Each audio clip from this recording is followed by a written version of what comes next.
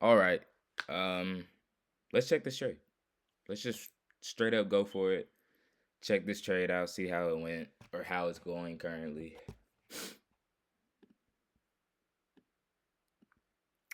Not too shabby. Having a 15-minute pullback. Now, what is this off of? The daily EMA. Daily EMA. Okay. So we did come up and respect that daily EMA. Now we're bouncing off of it. I'm expecting obviously a decent rejection. We were up 150 ticks. No? Is that right? Yeah, we were up 150 ticks. At one point during this trade. And now we just wait. Like I said, I'm expecting London or Asian or both of those highs to get taken out. Yeah, we're up 130, 140 on all accounts. And now we chill, we trade, man. We just trade. We chill and we trade.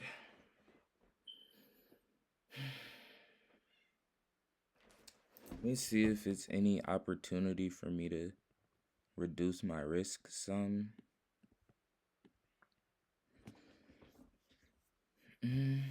Yeah, it is. So we could move our stops there. So we're going to move our stops right there. Reduce risk.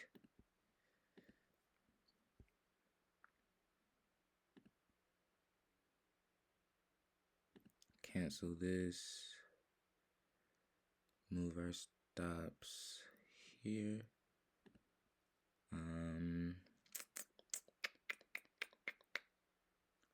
So, okay. And now we wait. You feel what I'm saying? Now we just simply wait. We got another 9 minutes until this candle closes.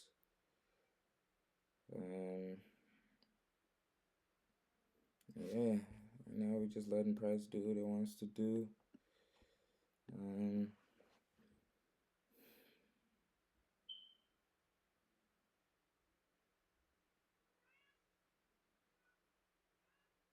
My cat's going crazy right now.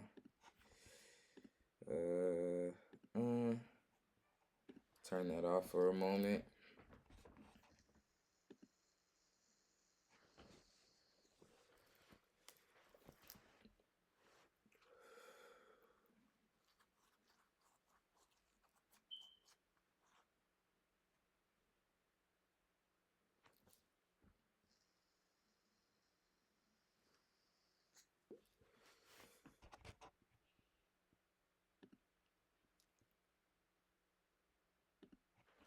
Up about $200 across all accounts. And that would be nice, man. Once we get this funded account, that 200 will actually be 1,000 when we combine all 5 accounts. So that's nice, to say the least.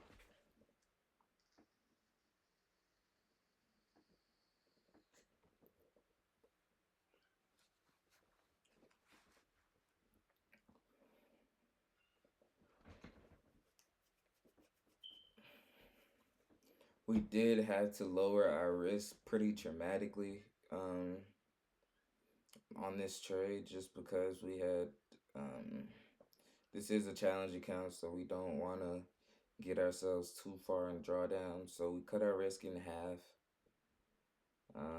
Basically means we'll have to win 2 trades to get back to break even on the account. And then we can go back to risking right around $300 per trade concretely. Because we were supposed to be risking 300 per trade regardless, but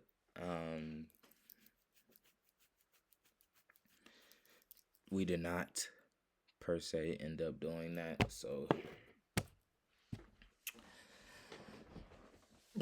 by us risking a little bit too much on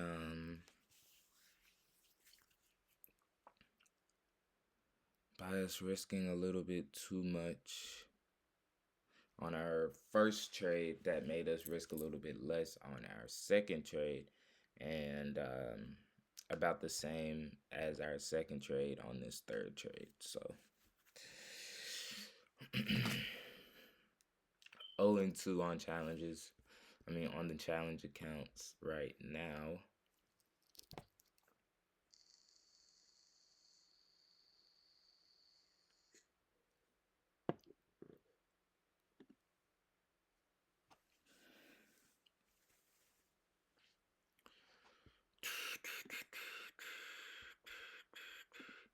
And profit doesn't all too much matter. We really don't even need to be looking at the profit on these trades.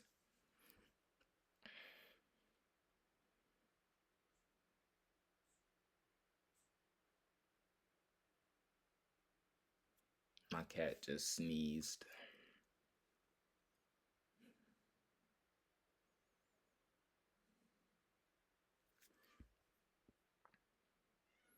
This 4-hour gap got inversed. This 4-hour gap got inversed.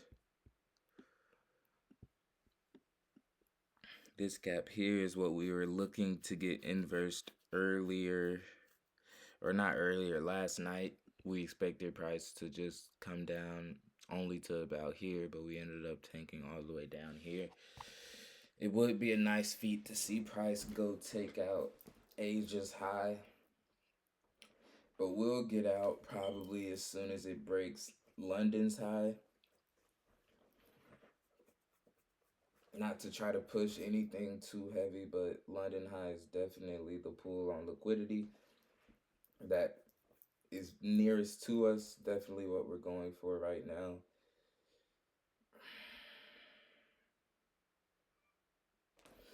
We'll just sit through this trade, man. Just sit through it. We have this 5-minute gap that could at any point get tested again. Even though we did already tap into it. But when we go to the 15-minute, we see that gap there has not been tested at all.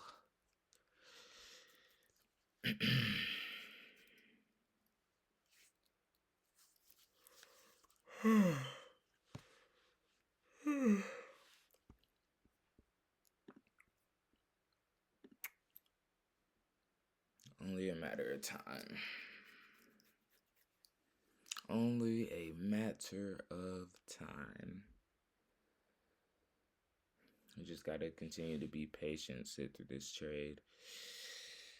Let's find something to watch, man. I was watching a few golf videos. Couldn't get my 3-iron in the fucking air to save my life.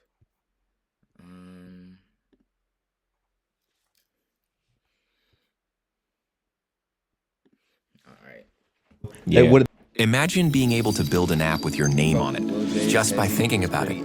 Meet Base 44, a complete AI creation platform. Describe what you want. They do. I always thought, you ever went in somewhere and say, we give you 10, 15% off, but you get your email? Yeah. What I learned with that is, it's not about them having the contacts. Your email list is not about that. Yeah. It's about the promo that comes with email list. Yeah. Somebody, if somebody wants to send a blast out to my email list, I'm charging you $20,000 for it easily. And all I had to do is you copy paste. Wait, so somebody will pay you to use your email list? Absolutely. That's why, if you have never paid attention, when you sign up for something, putting your email in, they say, we'll share your information. Do you not want to share your information? That's them saying they'll sell your information. Damn, you teaching me something right now. I never knew that. Yeah, Damn, now that is valuable though. If there was somebody who was in my niche, was able to tap in directly to their target market, which was my market, that would be worth a lot. It was worth a lot. And it's a lot of shit that I buy just because I randomly got a text today, hey, 20% off this, or Fashion Nova. I ain't even thinking about Fashion Nova, but they text me today. I'm like, you know what? I am about to go on a trip. Let me go do that. Yeah, it's all mind fucking. I ain't gonna lie. You really get rich off mind fucking people. You got to make it sound good, make it look good to them. Wait, how old are you, bro? 34. You 34. I'm 25. Oh, so it's kind of like, oh, you young as hell. Yeah, I'm young. Damn. You know what I'm saying? But with that, I ain't gonna lie. I always thought different than everybody. I wasn't getting the type of money. I mean, you getting a whole. Do you mind telling people how much you've made in a month? The most I made in a month was 1.4 million. 1.4 million in a month. That was last May. I ain't made 1.4 million in a month. That's crazy. At 25. And you know what's crazy? I'm so scared of my income that I've like all my bills all together still only like $7,000 a month. I don't wear designer. Damn. I mean, I have a few designer pieces like shoes and stuff like that, but not really. I just wear Zara. I got an Apple Watch on. Like, you know what I'm saying? I don't give a fuck. You know what too? Because the way you make your money isn't predicated on you showing the flash, and you don't have to bring people in with that. That is a point. So therefore, you don't even, once you got it, it's like it don't make no difference. You're gonna get the same customers regardless. Yeah, exactly. Man, that's big. 25 years old making money like that, I probably would have killed myself. I'd have fucked my life off for real. I wasn't. Yeah. You mentally mature to be able to handle it like that. Because had I got that type of money when I was 25. Yeah, so what keep you right? Because I know if that was me, I'd have been fucking so many bitches. I'd have been doing this, going here, doing this. No, game, my body count's definitely in the thousands. Yo, yeah. Your body counts in the thousands. Yeah, for sure. Yeah, no question. So I ain't do that. Yeah. But along the journey, I feel like any woman I come in contact with, it took me a little longer and more bodies than normal to get it out my system, honestly and truly. But now I'm at a point where it's kind of like, I gotta like you, it gotta be substance there. And I learned you get what you put out. In the sense of, if you're putting out a really flashy image, you're gonna attract women that are around you for that. Yeah. I don't put out that image. Unless you know, I don't put out that image. So but you know, it's kind of like you big. You know, you a big deal. So it's like what I say. Like they be like, oh well, rich people don't do this, that, and the third. And I be like, well, you know, somebody like Will Smith ain't gotta wear designer because you know his face card is good. So it essentially the same thing. No. Let me stop you on that. I hate when people say that shit because it's like, what do you mean rich people don't do what? Who the fuck behind the yachts? That's what that's what I'm saying. I be like, man, listen, I be around people. Everybody is different. I know 100 millionaires and they got $1 million in jewelry on. Dudes is buying Bugattis, they buy, you know, but if you know what it is? Everybody invests in what they like. Everybody doesn't care for jewelry. Everybody don't care for cars. Yeah. But guess what? They might love boats. Yeah. Somebody might have $50,000 worth of golf clubs. Yeah. I say it all the time. It's still a status game, even on the next level. It's just their status is way bigger. Now it's these paintings, these $100 million paintings. It's these yachts. Now it's a competition between this. On the lowest level, it's the jewelry. It's the designer. When your tax bracket go up, it's still a status game. It's just a different level. It gets more subtle. And I just learned this yesterday that in a different country, I forgot what country it was, they identify their wealth by their doorknobs. Like if you have a certain doorknob and if it's in a certain place, you're getting a certain type of bag. Yeah, see, they flex different. The status game never ends. And then you know in Dubai, if you got the license plate that's one or two, your lower number. Yep. So it's like your car. It's all a status game, you know. So they always try. It's only people who don't have money who talk about what people. I'd be like, you don't know nobody with money. Otherwise, you wouldn't say stuff like that. And that's the whole thing about perception. That's a good thing you said that. A lot of people that have so many opinions ain't never smelled money. Yeah. You know what I'm saying? So it's like, how can you tell me what rich people do? You don't know anybody rich, including your mother and father. It's like, nobody got no fucking money. Tell me this, right? Being online, everybody got an opinion, everybody in the comments. Man, what do you feel about these people? Man, I had no idea, man. Before I got into the social media space, I wasn't online. I was one of them dudes. I was like, man, fuck the internet, this, that, and the third. So I was never really online like that. So me getting online and seeing the way people talk, the way people hate, and then how slow people are, it just amazes me. I'm like, something is wrong with the world because there's some people out here, something mentally wrong with these individuals. Yeah. What do you feel like about these people online? At first, the first time I hit the shade room for them calling me a scammer. First time I they call everybody a scammer. Anytime you get money, you a scammer. And you know what that means? A, still confused about money, and B, still chilling at mom's. Yeah, I like that. That's one of the ones I learned that recently. I love that one. But so that I got posted to the shade room for that. And mind you, it went from everybody loving me to hating me in a matter of one post. And with that, the first time it fucked me up. I ain't gonna act like the nonchalant, because where I'm going with this is I don't give a fuck now. That's the point. But it didn't start like that. I had to build that up, and I had to understand, okay, I accept what come with this. Then I also know They love you today, they hate you tomorrow, and vice versa. It's gonna keep going back and forth. They want to build you up to tear you down. Exactly. Can you tell me anything Shade Room posted yesterday? Nah. How about today? Introducing Iron Beam, a bright choice for futures trading. Iron Beam is an industry. Nope. Okay then. Yeah. The shit happens, but we forgot about it. Exactly. Just like the Will Smith slap and anything, Man, whatever shit, happens, motherfuckers forget later down the line. Hey, that's big though. I tell a lot of people all the time, man, a lot of people, you ain't built for being on social media because people will say the worst shit to you. They'll talk about your mama. They'll talk about your kids. They'll say the worst shit to you. When I first started, I didn't understand it. Every person who said something to me, it was personal. I'm trying to find out who is this person, be fake pages, all of that. Yeah. But eventually over time, I had to understand, like, you get mad about people online. I've never had anybody say anything to me disrespectful outside. Not to say it couldn't happen, but it's a lot. But when I realized that in enough time, I was waiting. The way people was talking online, I was waiting for somebody to say something. Yeah. Then when it never happened, I only got loved. I realized, oh, this is just some like road rage type shit. Motherfucker cussing at you, and as soon as you pull up to the light, they looking straight. Yeah, that's what I'm saying. So then I realized not to take it that serious. It really don't mean that. And then now I just flipped it in my mind. I identified the more people hating on me, the more I'm like, okay, this shit is working. Because ain't nobody hating on a bum. Kim Kardashian, the biggest people got the most haters. So you if you ain't having haters, you ain't doing something right. That's 100% fact. Yeah, and then it becomes part of your day-to-day regimen. Yeah, it's like, wake up, it's gonna be a nigga hating today. Cool. Yeah. Move on with life. You know what I'm saying? Man, get these people some gems. Like, man, you 25 years old. I did not know that. Man, you getting a lot of money, you doing a lot of shit. Give these people some game, man. It's a lot of people out here, they trying to come up. What would you say that, what did it take to get from where you was? Because I swear I seen it. Maybe it took longer than when I started paying attention to you. But I feel like I seen when you was just doing regular shit and then all of a sudden making hundreds of thousands a month. Like, what was the difference? Would you say it was really about the hustle?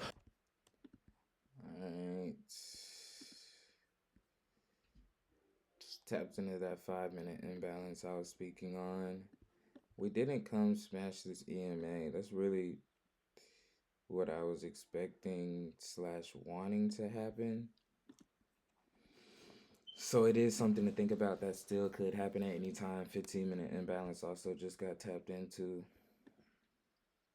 But 15-minute EMA also lagging behind. Just a waiting game. We'll continue to sit in this trade. Like I said, to London highs. Just a matter of time. Playing Clash of Clans. I just started. Let me see if y'all can see that. I just started I just started playing it again. I wasn't playing it at all. But as y'all can't see, I know what I'm doing. Zin. There's so much shit on that back desk. I need to clean that up.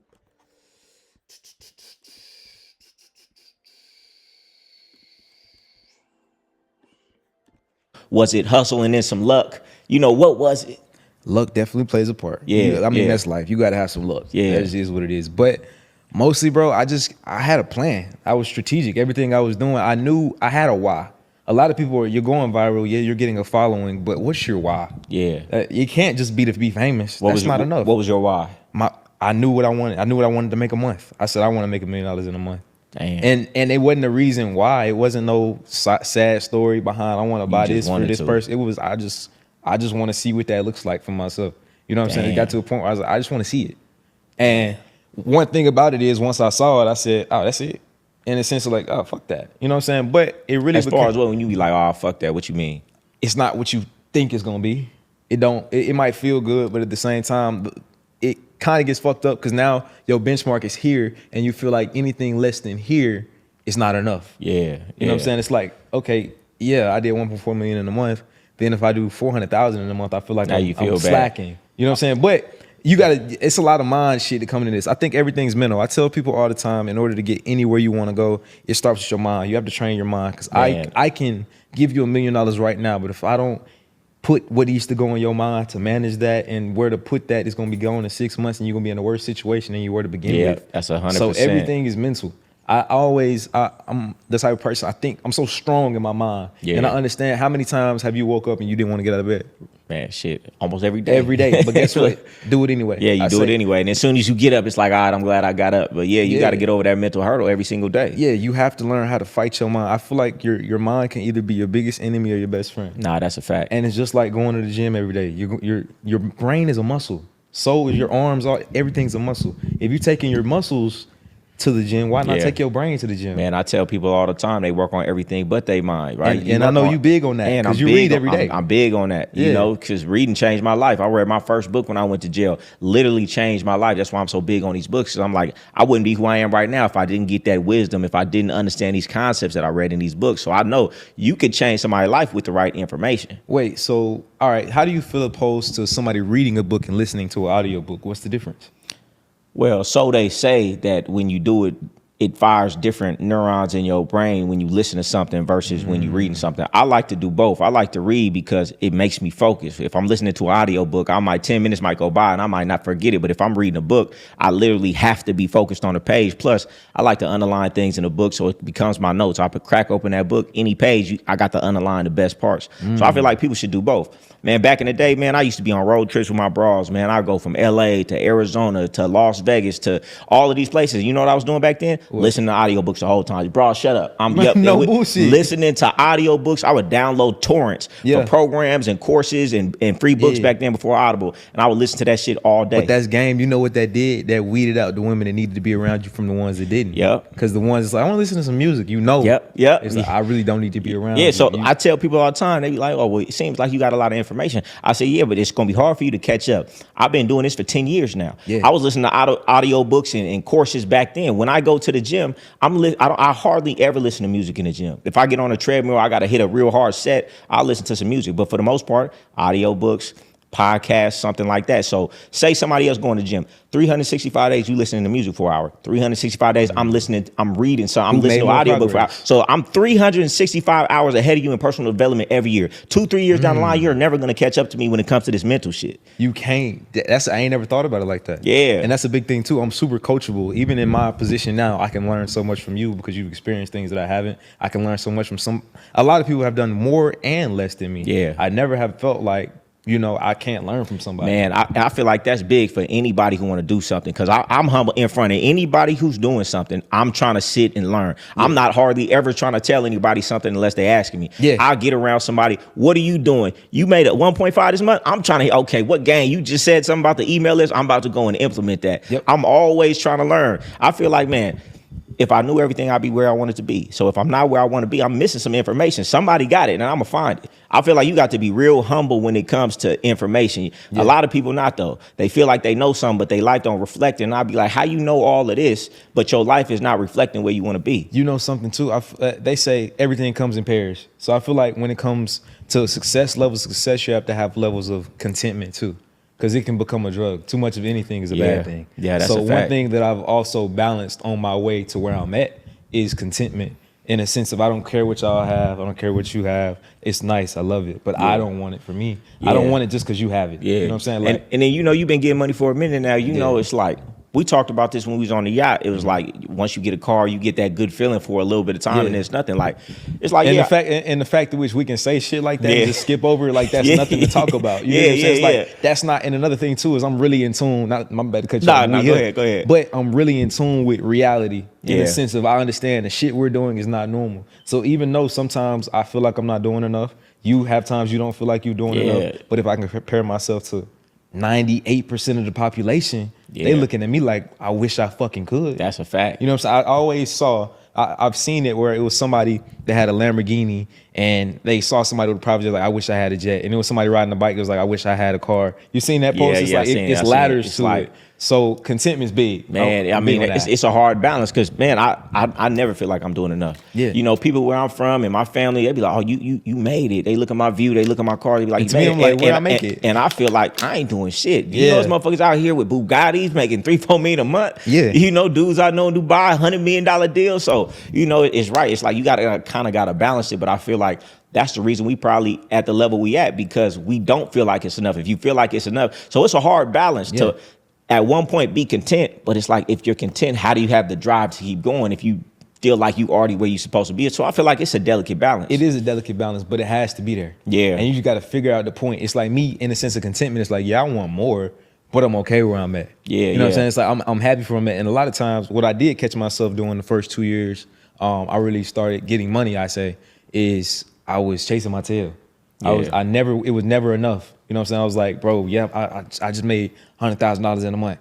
It's not enough. Then Yeah. it kept going up. It was never enough. Yeah. Even million, it wasn't enough. And you know what I'm saying? It's Yeah. kind of like now I'm chasing my tail. So it's like, what the fuck do I do? And mind you, I come from Arkansas. Bro. I come from Little Rock, Arkansas. Man, that's crazy. I and know. when I know where that's moved, at. It's above Louisiana. Yeah. It's like, yeah, deep south terrible. It's terrible. But Yeah. with that, where I come from, bro, the best car you gonna see is like if somebody had a C300. You know, that's the Yeah. base. Like CLA type time. If you had that and have that where I'm from, Yeah, you get money. you balling. I grew up on $50,000-$60,000 a year that they're successful. I used to look at this and be like, damn, they make $50,000 a year. You're successful. That's the shit that was planted in my head. So that's Yeah. all I knew. Then the first time I came to Atlanta, I was 15. That's the first time I saw Rolls Royce in person, Lamborghini, Ferrari, all these cars. Yeah. First time I ever seen them in person. But something that clicked something in my head was like, why is it that I see these cars here but not where I'm from? And I was like, nah, it got to be possible. So when I was 18, I moved from Little Rock to Atlanta by myself. Hey, listen, see, we got a similar story. But I was gonna say, I tell all the people that I'm coaching, you got to move where you're from. Your environment will carry you farther than your discipline. Yeah. What you're around, you're gonna naturally rise to the standard. Yep. So if everybody around you is working out and they don't drink and they're doing business, if you get around those people, naturally you're gonna go. But if you in Arkansas, if you where I'm from, Sacramento, and nobody's doing those things, it's gonna be really hard. Every day you're gonna have to get up and have the discipline to try to reach for this. Yeah. But if everybody around you doing it, your environment will carry you. So I tell people all the time, get the cheapest house. Go rent a room in the best neighborhood in the best city, and your life will change easier like that than all the discipline in the world. Because experience is the best teacher. I had the same experience. I was living decent. You know, I had some roommates and stuff like that. And I took my last $1,500, got in my car, and I moved to Las Vegas. Slept in. All right, real quick. We just got a very bullish closure on the 15-minute. We took out 2 levels of 5-minute. Boom. Bam. We took out 2 minutes of 2 levels of 5-minute imbalances. 2 levels of 5-minute liquidity, and we also tapped into the internal imbalance on the 15-minute as well. I did expect that much of US 30. Like I said, I wouldn't mind getting a tougher pullback, a stiffer pullback, all the way down to the EMA, but I wouldn't be willing to get a test of this 15-minute imbalance. I'll be out the trade well before we get down there. Excuse me. Mainly just based on the timing. It's 11 o'clock right now. Stock exchange is on lunch. There is no news all week, but price has been moving like crazy all week. And I do notice as of Q4, a lot of price movements are happening during lunch hours. So like right when you would expect them to go to lunch, right around 10:30, that's actually when price actually starts to move a lot of the time. Today we got the initial push at 9:15. We had some choppiness at 10, and then we got another push at 10:15. So we'll just continue to let this play out, see how it goes. I'm going to keep recording until we end up closing this trade, whether it is a win or a loss. As I said earlier, we followed our plan, so that is a win. No matter what the P&L says, following our plan, that is a win. We have no top, and also we have no top wick right now, so we can expect price action to flip bullish at some point. Whether we get a major push out of that bullish flip is up to the markets to decide, but we can be pretty positive that we're going to get a flip, at least create a top wick, and then we'll be able to see what happens from there. Let's continue. This gonna be a long video. In my car, got dressed at the gym, ironed my clothes at the gym because I wanted so much more. Because I said, this is where shit is happening, and I would rather be uncomfortable living out my car in Vegas trying to make it than where I was, where nothing was going on. Exactly, and that literally changed my entire life. For sure, vice versa, bro. I knew what I wanted to do because I was like, I was a bus boy, like damn near at a car dealership. You said a bus boy? A bus boy. I'm gonna tell you what I mean by a bus boy. I can't even say slave like I want to, but if I got these managers at this car dealership, I was just moving cars around. They would call me to go to their house. The manager was like, "Hey, bro, I'm gonna get you lunch. Go to my house and take my dogs out." Shit like that. Like, "Hey, bro, I got this couch, this old couch." It was me, and I had my boy Rod. He was also like doing the same thing as me. We was at their house taking furniture out and shit like that. Like at the time, I'm thinking my job cool. I just get to go around and do what the fuck I want. Yeah. But then I'm looking like, nah. As I look back now, that was really modern day slavery to me. Yeah. You know what I'm saying? But what that did, that put me in position, to put me in the door. So my first job in Atlanta was working at Mercedes-Benz of Buckhead. I was a service advisor. And I got that job. And a lot of times I say life is about going through the back door. The front door not always gonna be open. You ain't just gonna be able to walk and just go straight in. Sometimes you gotta go around. You know what I'm saying? Go through some trees. That's what I had to do. So the position that I knew what I wanted. That's the thing too. I've always knew what I wanted. I feel like if you don't know what you want, it's useless because you have to have something in your GPS. I can't drive. That's a fact. I can't drive from here to New York without putting it in my GPS. Man, say it again. You can't hit a target you can't see. Clarity is everything, and most people don't get where they want in life because they really don't have a pin on what they want. So any action will do. If you don't really know where you're going, well, I could do this and I could do that. But when you know where you're going, hey, you know this right turn is gonna take me there, and this left turn is gonna take me the opposite direction. Most people have never took the time to really clarify what they actually want in life. And think about it, when you're driving, you got some of your GPS. If you go the wrong way, you can be like, damn, I need to get back right. I need to get back right. Hey, same thing in life. Come on. If you have somewhere you're going, That's you start deviating off. Motherfucking fact. If you start deviating off of your target, you can be like, something ain't right. I gotta get back right. That's why a lot of these people, they wake up, they answering the phone for anybody. Somebody asks you to do something, everything you say yes to because you have no destination. If you had a destination, you would know this thing is either taking me forward or it's taking me backwards. That's it. But people, they don't even want to take the time to clarify what they want. Yeah. You know, I do coaching, and I'll tell them, all right, we need to clarify what you want. Sit down for an hour and really just in every area of your life, define what it is that you want. What percentage of those people know what they want when they're first? I was just about to tell you, literally maybe 30% of them will actually do it. I'll come back next week. Did you do it? Oh, I'm going to get to it. You've never, for your entire life, you've never really sat down and got clear about what you want. And you'll never get there. And you wonder why most people wake up when they 30 years old and be like, I'm not where I thought I was going to be when I was a child. You just out in the sea, just drifting. Yeah. And the thing is, you have to be intentional. I say intention is just as important as having a destination. Yeah. You have to be intentional about getting there. You know what I'm saying? We can't be, think about it. If you're on a road trip, you ain't trying to stop all day and shit. You got somewhere to be. I'm trying to get there. Man. I'm the type, I ain't gonna lie, I make a road trip. I might stop once or twice. Yeah, I don't even want to go to the bathroom. I don't want to go to the bathroom. I'm trying to get there. That's the thing too. A lot of y'all trying to pull over and see everything and get out and try every restaurant in every little city. It took you forever to get there. You fuck around and not get there at all because you got too distracted. Yeah, you got too distracted. You're not efficient in what you're doing. I'm still 25, so I understand I'm not perfect. I still do a lot of dumb ass shit. Yeah, I know that, and I'm okay with that. But the thing is, though, when I do dumb shit, I can do some dumb shit and be like, yeah, that was some dumb shit. Yeah, I know it, but a lot of people do dumb shit and don't know. Man, I say it all the time, like, where would you be in life if the first time you did something wrong, you didn't do it again? I had a mentor. He said, man, average people make the same mistake over and over. They make the same mistake every day. They skip the gym every day. They eat bad every day. They lose their temper every day. They do them vices every day. But successful people, they do something wrong, they get negative feedback, they don't do it anymore. And so he would say, man, what would your life look like if every time you made a wrong decision, you never made that decision again? You know, most people is 2 steps forward, 2 steps back because they're constantly making a wrong decision. And, oh, you drank.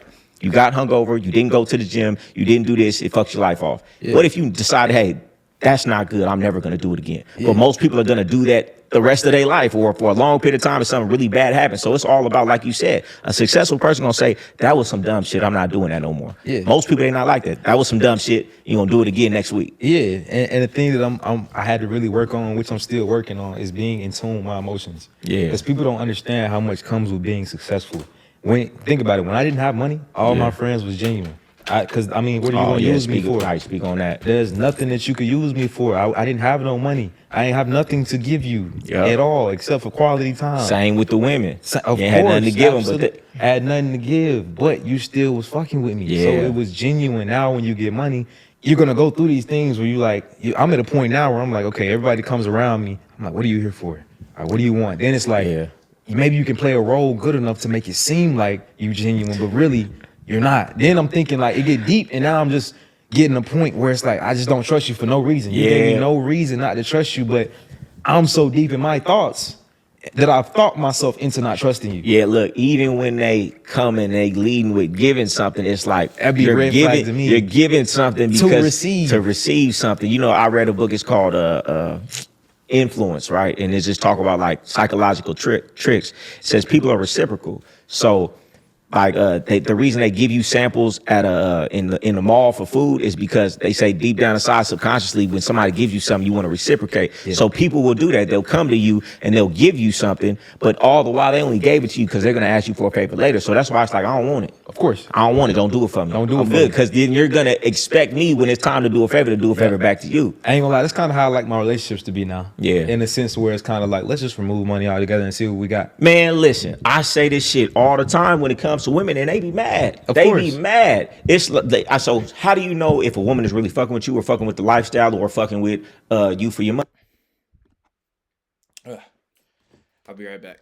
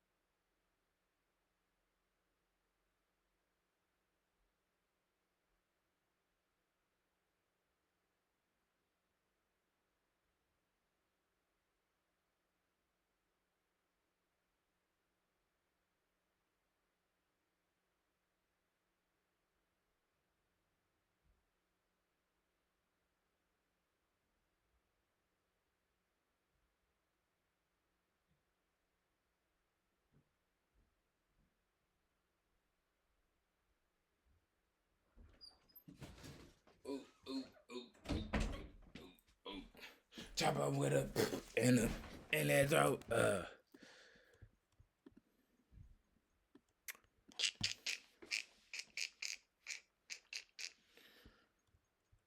Still sitting. Around the same level I left at. We did get pretty high. But as of right now, it looks like we're going to make that push down towards that EMA. It does seem as if that is what's trying to go down.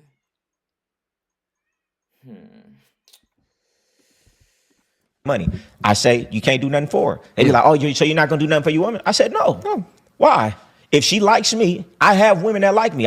Since I was a child, I had women that fuck with me. Man, I used to drive up to the beach with a chick. We didn't even have enough money to sleep in a hotel. We would sleep in a 2-door car, wake up in the morning, and this shit was cool. No complaints, no nothing. So therefore, I know what it's like when a woman like me. She don't need nothing from me. So if a woman is requiring the nice dinners and the things like this, then she don't fuck with me. Yeah, no, it's too many. What's the word? It's too many. Fuck, I forgot the word. But it's too many stipulations. Like, you like me with conditions. You like me if I'm doing X, Y, and Z. That's why a lot of women say he got to be doing this. Oh, it's conditional. I say it. Listen, if the woman say, well, he got to do this, he got to provide this. Well, she don't really like you like that. So therefore, because you're not enough for her, well, then you got to bring something to the table. But if you was really enough, you was really her dream man, she thought she was fine, she liked everything about you. You wouldn't have to bring nothing but yourself, and that's cool. I ain't mad at the dude who know this is a badass bitch. I know she's above my league, so I need to pay for her to have her. But for me, I don't want that, bro. I don't want that. Never did that. I don't want that. That shit turned me. I can't. I'm gonna be honest with you, bro. I don't even go to the strip club for that reason. It kind of made me feel like a goofy. That's just me personally. I feel like a goofy because I'm in here. Okay, I'm throwing money. I threw $500 on some shit I'm not even fucking. I could really just go give the money to the girl that I'm actually fucking, right? Don't that make more sense? Right. Man, I like what you just said. I like it. Man, I go to the strip club really just because it's like dudes go out, they come into town, they want to do it. But I feel the same way. I'm just sitting there like, what are we doing this for? What are we doing? Like, for real, you should really take that money and see how much it costs to fuck her in the back room. Why are you just throwing it here? You might as well be direct with it, bro. She being direct with it. She came straight up, touched you on the shoulder. Hey, how you doing? I hate. That's why I don't go to strip club. They come without it touching shit. Don't touch me. You know, I be in a strip club with my people, and dudes be like, well, hey, you ain't gonna talk to nobody in here. I be like, no. For what? First of all, I'm at their place of business. So if I start to talk to them, they're going to expect that I want to pay, and I don't want to do that. But I'm like that everywhere. Like, facts. I want a woman to like me, man. So I would like to get chose, man. I want the woman who just feel like that much about me that she either going to put herself in such close proximity to me and give me all the right choosing signals, or she going to say something to me. I don't feel like I say this all the time, right? When you're in a position like you in, any woman that you get with, her life is gonna change just by proximity, not just material wise. No. The things you could teach a woman, with the wisdom, the knowledge, the networks, the connections, all of that, her life gonna change. On top of the different places that you travel, the different things that you do, the different circles that you in, her life is gonna get better. Your life is gonna be the same. So what does it look like? Me trying to chase you down to convince you to fuck with me when I'm gonna change your life. My life is, I could exchange this woman next to me for any other woman, and my life is gonna be the same. She can't exchange you or me for any other man. And the problem is they think they can. They think they have so many options, and there's so many niggas. It's just like all the rich niggas gonna wipe you up on. Why you ain't wiped up yet? Exactly. Let's make what we doing. Exactly. You still ain't wiped up. You're so valuable, but you ain't got a ring. You probably don't even got a boyfriend. But guess what she gonna say? I've been proposed to several times. I just said no. Shut the fuck up. I don't want to hear like cap. That's all. They say the same thing every time. That's all scripted, but women say we all say the same shit too. So I think it's just human nature. We all say the same scripts because it sounds good to us. So tell me this, right? So I always ask this question. Say a woman wants you talking to a woman, y'all like, man, let's move in together. Are you gonna make her pay half, or are you gonna say, well, I fuck with her, so I'm gonna pay everything? No, hell no. If I put in that situation, I'm paying for everything. Okay, so you gonna tell her, hey, come move with me, and I'm paying everything. Now you gotta ask me what is it gonna take for me to do that. Right. Okay, yeah. What is it gonna take? What type of woman is worthy of that in your eyes? Where we started at when we talked about the women, in the sense that you gotta like my dirty drawers. Yeah. You know what I'm saying? It gotta be undeniable. It gotta be undeniable. Yeah. You gotta and genuinely like me. I'm saying throw no hints about no money at all. I ain't gonna lie. You mention money with me, even mentioning it get disqualified. Yeah, You know what I'm saying? yeah, I can't yeah. do that. So for you to move in with me, it got to be some shit I've never seen before. Like you got to be fuck the cooking and cleaning. Of course you can do that. I got money. Right. That kind of come with it. Yeah, That's yeah. baseline shit to do. But it's like when you around me, I want to do more. The right woman around you is gonna make you naturally want to do more as That's a man. a fact. It's That's gonna a make fact. if you around me and I want to hustle and it's in my mind to be like, no, I want to turn shit up so I can do that. Because I Yeah. ain't even no save. I'm not saving no. I ain't saving shit. Yeah, I'm yeah. not saving you wherever you at. Where you at? I'm not. That's not me. But if you give me something that makes me feel like, no, I really want to turn her up. I want to see her on that type of shit. Yeah. Then yeah, we on that type of timing. But at the same time, it's kind of like I don't need you to pay half of me because I was already living by myself anyway. Yeah. And I'm not struggling. Yeah, I don't yeah. need your money. Right. So what you saying is she got to come correct. She got to really like you. It can't be no secret. It's not, you're not just getting a woman that you just met and saying, all right, I'm finna go pay your bills. Yeah, nah. But you know, I think my problem is, bro, I think I'm too lenient with certain shit. Yeah. In the sense of I really don't care how many niggas you ever fuck. Yeah, I don't care about that either. Yeah, okay, cool. Like shit like that don't bother me. I don't care if you did OnlyFans. I don't care about none of that. That don't move me. You know, I think a lot of dudes care about stuff like that because deep down inside, they got a bunch of insecurities in themselves. My thing is this, man, I'll never even, I feel like that's a goofy question to even ask a woman. Like, man, how old are you in high school? Man, because one, you'll never know. She'll probably never tell you the truth. So therefore, it's no reason for me to ask. Right. What matters to me is what you acting like, how you treat me, you know, the things you doing, you know, your character, things like that is going to matter. Now, you would say, well, a woman with a high body count, you know, is not gonna have these characteristics. Man, I knew prostitutes, man, who was in pocket had, you know, best women. Yeah, Not saying like that, but right, hold up. right. But So, you know, I think, you know what I think too, and this is really what I think. This game, you're not ready for it.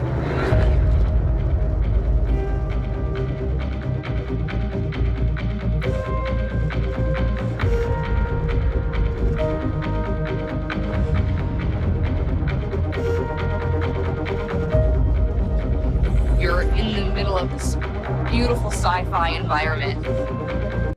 Dudes who ain't never really been outside, ain't never really dealt with women, are watching all of these podcasts and regurgitating what they've been hearing about women, but don't even know women. But they don't know. I'm gonna tell you the truth, bro. I dated a stripper. Yeah. And it was my best relationship ever. Yeah. But the reason why was because it was like it wasn't no, we can't wow her. Yeah. It's nothing you can do to wow her. Right, because she get money and attention from dudes all the time. Yeah, exactly. Even if it's the attention just for trying to objectify her, all that shit. Yeah. Guess what? She don't want y'all, but guess what? She gonna play in your face, get what she need. She gonna get that money, play in your face, come and spend it on me. Yep. It was no question about it. Yeah. Like that was the most loyal woman I ever met. Because women who get money like that, because money is nothing, okay, they gonna get money from the tricks, but for the dudes that they like, they don't need money from them, so what do they value more? Yep. See, because when you really start getting money, you start to value the things that money can't buy. They value the relationship with the man, they value how the man make them feel. Man, I know plenty of dudes right now living like that with women, and you would say, oh, well, women don't do that. Y'all just don't know women. Y'all don't know women. And y'all never had a woman really like you. You talking about these women, it's a very small percentage of women. It is where they really just money minded and all they care about is money. Any man, they just got to get the money. But the majority of women would rather have a man that they really like, that they really fuck with, that love them, that they love back. Yep. And then out of that group of women, it's just a large majority who can't find a man that they really like. Yep. So they just said, well, I can't find a man that I really like, that really likes me back. So I'll just get with a man that I kind of like, but he got to pay me to be here. Yeah, it's got to be something about it. The date got to be something crazy, bro. You know what I do? You know, we both got a Rolls. Yeah. Now me also. Which one you got? I got the Wraith. Oh, you got the Wraith. I got the Wraith and the Cullinan. Yeah, I know. I see. You got both. Yeah. But I got my Wraith. I have a 1500 horsepower Hellcat.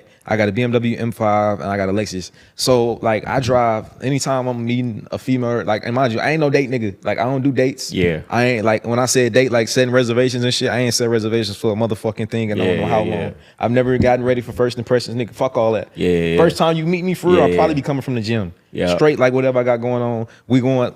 First date in my longest relationship, I took her to get a Publix sandwich. Hey, that's how you got to do it. And she didn't know. She didn't have my Instagram. I didn't meet her. Like, oh she didn't man, know. listen, like, that's the only way I like to do things. Go ahead. So Publix, that's some game right there. The Publix deli play. Public, they said Publix across the street. I'll be going to the deli up there. Go to the deli, take it to the deli. Get the sandwich out of there. Boom, what type of sandwich you like? Cool. Then you can learn a lot about her. Just I learned that. I do little shit like that to learn a woman. That's some game. Cause I always talk about, man, you got to put a test on a woman, man. Yeah. Man don't know what he got on his hands. He's speaking all these good praises about this woman. Hey man, she ain't battle tested. You ain't never put it through a test. Yeah, and That's I ain't a even good gonna lie. test. I don't like to say test, but I like to learn a woman. In a sense of I can learn you by little things like that. Let's say your public sandwich. I can learn, okay, all right, boom. All right, she no ham. She's trying to, okay, she don't even eat meat. She just put that, okay, now you don't eat meat. I got it. What type of bread you like? All right, now I can I gauge little shit like that. I mean, just her response based on y'all being there, how is she acting, her energy. That's change. baseline shit. Yeah. That's baseline shit. That's level one. Yeah. We know that. But we in here, how you ordering the shit, then after that, it's like, all right, let's eat it. Let's go to a park and eat it. I don't care if it's hot as fuck. When we did that, it was 100 degrees, bro. I sat outside and it was sweating. He didn't care. Man. Didn't give a fuck for real. Hey, see, I love what you're talking about. Everything you saying right now is what I preach all the time. Man, and these dudes don't understand what it's like when a woman really like you. But guess what? You're not even going to find out if that woman like you if you leading with the money, you leading with this, you leading with that. She could have liked you, but because you put all of this in her face, she had no choice. Yeah, if you lead with your hand, she going to fall in love with your hand. Because you was doing this and that, and you made her wow to this instead of wow to you, and you should be the prize. So that's why I say, like, I don't want to give a woman this and that, and I got to hold myself back because I'm a generous person. That's just how I am. Me too. So it's like, but I understand once you start doing that, then it takes away from you. I feel like I need to be the prize. So when you do something right, what do you get? You get me. And so I'm training you like Pavlov's dog. When you do something right, you get me. When you do something wrong, my absence is gone. It's gone. But if it's the gifts, then you're going to need that every time. I got to train the woman to like me. If you're doing all this extra stuff, she's going to be trained to like that. And that then it's your fault. It's 100. I always say, and mind you, I ain't gonna lie, to be 25, I did everything. I've seen it all. I've been through everything. So I know when I was leading with money, I used to, like when I first got the roles, bro, I remember I was date. That's when I was doing dates heavy. I'm putting up in the roles. I'm make sure I'm clean as fuck, designing down, all this shit. But guess what? I was like, damn, I got all this. Why me and her stop talking? Like, we should be forever, right? Because I got everything. We should be forever. But we're not. And I say all the time, like, I had a female that recently, actually, I told her I'm not with all that money spending shit. I'm not doing that. She said, I'm used to dudes doing this, and this. And I said, yeah, and you're 30 and single. It's a reason behind that, but you don't want to get to know nobody. And I feel like if you trying to fuck with me for my pocket, she'll fuck with anybody. Because to be honest, a lot of us get money. Man, I say it all the time, man. And I say you teach a woman with the value. If you always throwing money in her face, I never talk about money with a woman that I'm with. There's no reason to. Nope. I mean, unless we talking about what we chasing, I don't talk about money. I learned this coming up in the game. Like if you always, it's the trick always gonna have the most money. And then the trick always got more money. So what's gonna make her come back to me? If we value money, if I'm always talking money is this, money is that. No. Manhood is everything. Integrity, this, character, morals, all of these things. So if I teach her these things are valuable by never talking and glorifying the money, then guess what? Another man with more money than me don't got the same access because she doesn't value those things. But if you over there flexing on popping your shit with your money and this, that, acting like a rapper, oh, you see this, you see that. Come on. Guess what? You're teaching her, okay, and then the nigga with the better car, the better jewelry, got access at her. So you're training her to go to the bigger baller, and it's always gonna be one. Bro. I don't talk about money with my women at all, because really, once you start getting money, you realize it's something, but after that, then what? If you could put a price on it, how valuable is it? It's the things that you can't buy, you can't put a price on. That's priceless, the character. But when you find a woman that really fuck with you for you, man, I'm gonna do the world for her. Hey, but I ain't gonna lie, I think is any woman can like you for you. It don't matter what caliber she in, what she doing. Yeah, that's a fact. I know some women that really got money. I know some women that really need money. That's a fact. I ain't gonna lie, bro. I ain't met a woman that just don't like me in a long time. But it's me though. I'm not one of these niggas that's ego driven. I always was very confident. I say as a man, you have to have a different level of confidence within yourself to where people think you're cocky and arrogant. And that's fine. You can think that, but at the same time, I know I don't have to lead with money. I know I can walk in a room with whatever I want on and snatch whoever out here. Nigga, I went bald because I wanted to. That's a fact. I had a full head of waves, gang. Like I went bald just because I know that's what a nigga's not gonna do. Hey man, that's some confidence, right? That's real confidence for real. Exactly. For real. So it's like, okay, now I'm running my confidence at this level. Y'all can't fuck with me. Man, I don't care who I'm up against, bro. You can't fuck with me. And that type of confidence is felt. is felt on an energetic level by men and by women. For sure. When you really feel like that and when you really walk like that, please believe, women feel it. They feel it. They feel that shit. They feel it. They know who confident. And guess what? They can tell by your initial approach. You come up timid. I hate when dudes come up, they come up all timid and shit. And I'll be like, yeah, you ain't gonna get her, gang. I can just tell by your walk. Nah, you can't, because you already showing her. She like, well, he must not be nobody. He acting like that. And when you come up confident, don't matter what you look like. Yeah. If you confident, she like, he must be somebody. Let me see who he is. I'm gonna he give y'all talking a play. like it. I'm gonna give y'all a play. Not for one, never ask a girl if she's single. I don't ask that. I don't give a damn if you're single or not. You know what I'm saying? But the biggest thing to do when you go up to a girl like this, I just start a natural conversation. Yeah. I'm Justin. I shake hands. How you doing? Boom. I always go out. What you do? Let me hear what you do. I really don't give a fuck. Yeah. You but just then I run the play. When you get like me, I don't do the phone numbers just because I don't want you to have mine for real. I got to analyze you out first. So I go Instagram personally. But the way I do it, I ain't gonna hold you. I say, let me see your Instagram. They just say, let me see it. Yeah. Then they give me their phone. I scroll through it.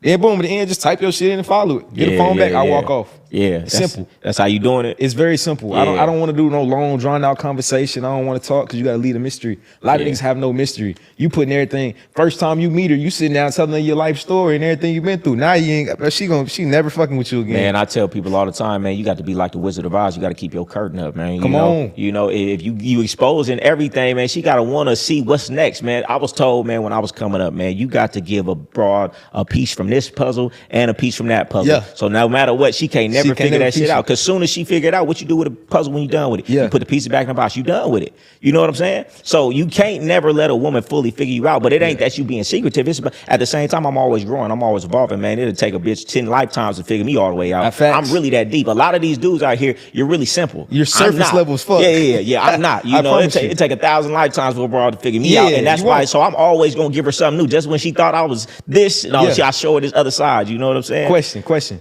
Have you ever been heartbroken? Heartbroken. Yeah, I'm saying I'm talking about sick. Yeah. Texting and couldn't get her back, all that. Yeah, when I was like 15, 16. So you ain't been heartbroken since you was 15 or 16? No. Why? Have you not, or do you not make yourself available to that? No. I do. It's just like this. Well, two reasons I think, right? And I'm gonna go deep. I'm gonna do the surface one first, and I'm gonna go deeper later, right? So the first reason is this. So I lived in a lifestyle where, I was having multiple women.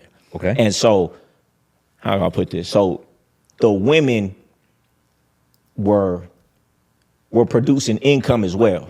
So you didn't feel having multiple women was a distraction though? No. Let me get to it right. It's very hard to be heartbroken when a woman leaves. When I was having women paying, so when a woman is bringing in money every day and she leaves, that really hurts. So I compare it to my experience. I've had women leave who are making $5,000, $10,000 a day. That hurts. Right? Hurts. So compare it to a woman who just leaves. It's not that bad. And I was living like that for a decade. So my experience is like, man, it's really hard to be mad when a woman leaves. Did you take some money? Then it don't really, I built a different type of callus around myself because I understand what it's like when a woman leaves with some money. All right, let me ask you this. With saying that, now can a woman do the same thing where she only dates men for money, in a sense, for that reason? It's like, because if you leave, she got money. It's so many. Because you said if you leave, you ain't got no money, I don't give a fuck. Yeah. Same way with her. If you ain't got no money, she ain't gonna fuck with you. So does that make it okay?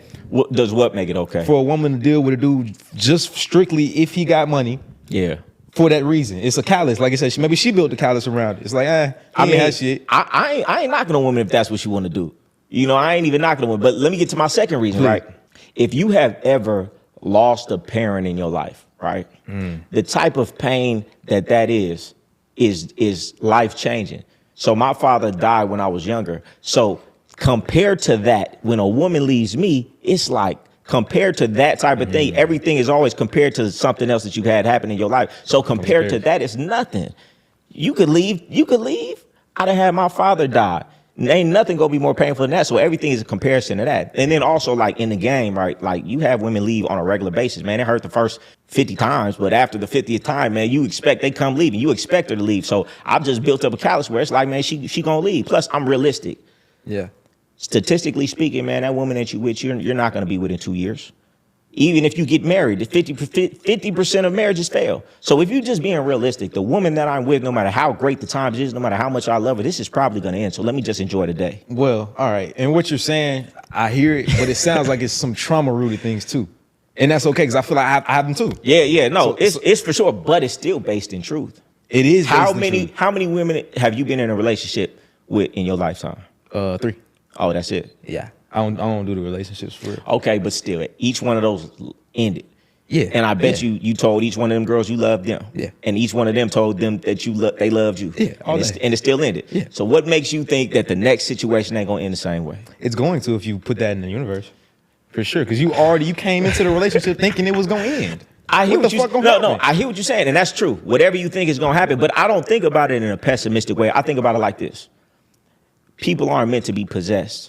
And I feel like that's where the world goes wrong. I feel like people are meant to be experienced for the time that it's meant for it to be together, and y'all grow and y'all learn from each other. So do you feel like it's some people that are meant to be experienced for their whole lifetimes? I don't.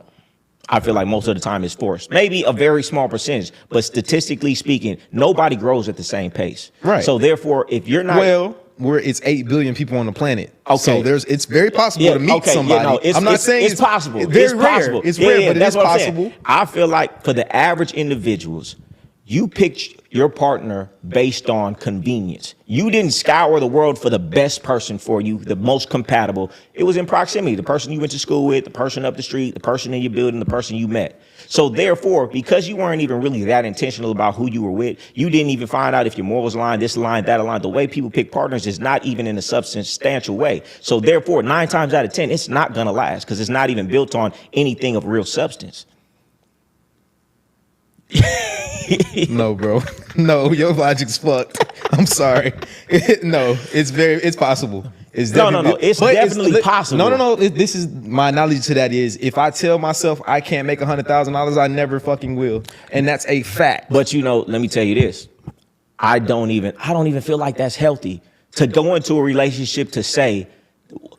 It's a societal thing to say you're supposed to get with somebody and be with them for the rest of your life. That is a societal structure. That is a construct. If you weren't told that from birth, would you naturally say, I'm supposed to get one person and be with them for the rest of my life? It's one mom for your whole life. It's a construct, and not just a construct, it's a construct in the Western world, because in Eastern world, you're supposed to have multiple women. So it's not even real. So let's take the construct off of yourself. Would you even say it's natural in your soul to say, I should meet somebody and the goal should be to be with them the rest of my life? I don't believe so. I have contentment, so yeah. For sure. I don't like meeting new people. I hate meeting new people. I don't want to meet no new girl all the time. It's too much energy. I got to get to know you. I got to get experience. I don't want to do all that shit. Now, I agree with that. When you meeting multiple people, most of the time it's a waste of time. It's better to when you do have somebody and somebody learns you. When you say that, in other words, it's a waste of time from with a girl in a relationship, and it's a waste of time from single. No, it's not a waste of time when you with her, because even if this situation, I have had plenty of women, and just because we not together now doesn't mean that situation when we was together wasn't beneficial. We grew together, we learned together, we had ups and downs together. I got something out of that. So just because it ended didn't mean that it was a waste of time. I feel like relationships only end because y'all chose for it to end. I feel like anybody can get through anything if y'all want it bad enough. But it's a matter of how bad do you want it. That's life in a nutshell. How bad do you want it? Anything. Yeah. But guess what? Cullinan, right? Yeah. Wraith, right? Yeah. How bad did you want it? Yeah. Got it. I don't want these bras that bad.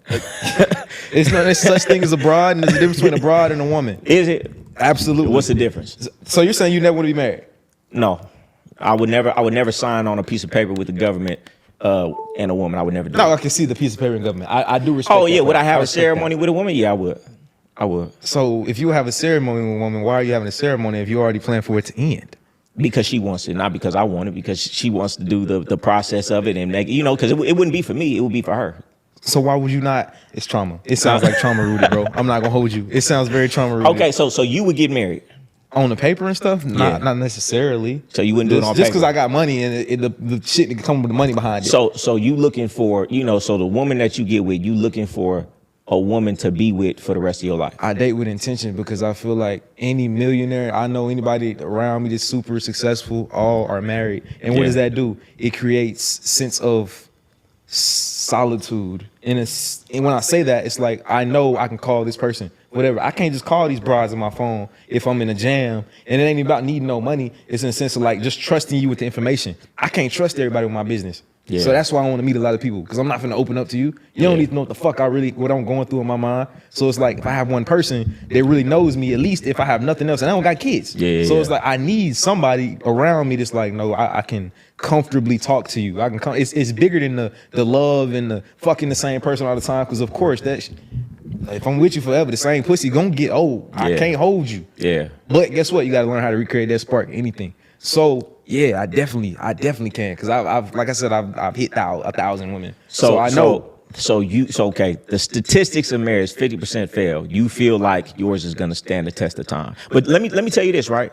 Because I've been with so many women. What I understand is, some people may say it's trauma, right? I understand why they say that. No, I'm just a realist because I've been with enough women that you can't control any woman. You can be with a woman today. You have no idea who she's going to be in 2 years. And that has nothing to do with you. She could have schizophrenia in her family that finally sparks one day out of nowhere. She could get dementia. She could wake up on the wrong side of the bed. You cannot. Guess what? Let me finish. Let me finish. You cannot say, no matter how great it is today, you do not know how that woman is going to feel in 2-3 years from now. And I'm not saying to say it's going to end, but to say every single day with this woman, I'm going to cherish it. Every single day with this woman, we're going to make memories. Every single day, I'm going to make sure we're both growing. And if it does, then I'll be okay with that. But to say that you can guarantee a woman is going to want you in 5 years, 6 years, 7 years, you never know what these women going to do. Goldie, who will you be in 2 years? Somebody completely different. And that's what I'm saying. Everybody's growing and evolving, and we might not grow and evolve at the same pace. The things that I believe today, I may refine my ideologies and what I believe in. And just because I refine my ideologies and what I believe in doesn't mean she will. And I've done that. When I made my transition in my life, I had women dedicated to that lifestyle. And when I tried to transition, they just couldn't get, some of them couldn't get with it. And because they couldn't get with it, we broke apart. So with anything in life, somebody might want to get religious. Somebody might not get with that. So you never know. So that's why I say, well, I mean, that's life, bro. We're all individuals. Of course, we're all different. Yeah. It's 8 billion of us. None of us are the exact I feel like trying to be with somebody forever is just a forced thing. I don't feel like it's forced. I feel like it's peaceful. Yeah. Trying to. All right. Let's take a look at this trade. I'm seeing price. I'm getting a pretty deep pullback right now. Heading towards the EMA. We got 8 minutes until this candle closes. Did we smack any EMA? We're breaking through this 5-minute one. We have no 5-minute gaps to bounce off of.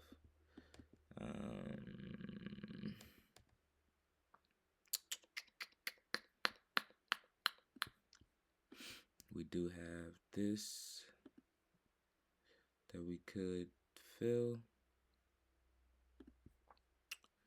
And we also have this that we could fill. And our stops are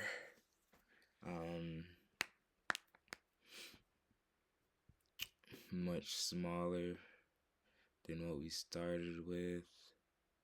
Our stop's only 78 ticks, so that'd be right around $100. Literally like 100 and some change, something like that. I'll just see what price wants to do. 5 minute just came back up and respected its EMA. Super long video today. But we finally took a trade.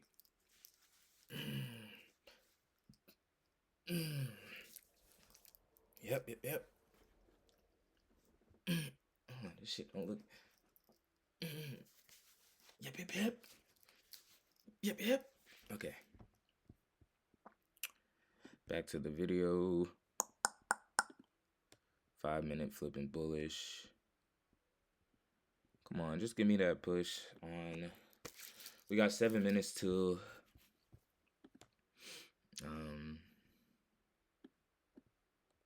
until the until PM session starts.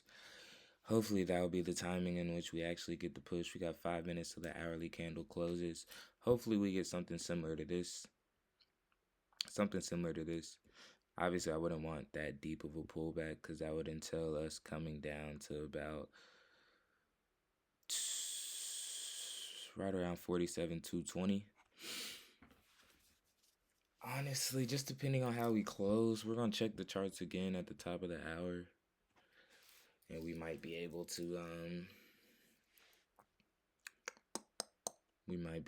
move our stops to profit, just to ensure that we don't lose any money, and go ahead set. Once our stops are in profit, we could just set our TP at the top of London, and then from there it would just be setting our TP, setting our stops in profit, and just getting off the charts. Whatever happens, happens. Meet a new bitch every day is kind of forced. No. I get what you're saying. Me going on Instagram on my explore page, DM and everything all the time. And being in a long lasting relationship for sure will make you more successful, because instead of having a bunch of moving parts, you really you're not spending your time chasing women, having sex with women, going on dinners with women. You would just with one woman and you could be focused on what you're doing. Yeah.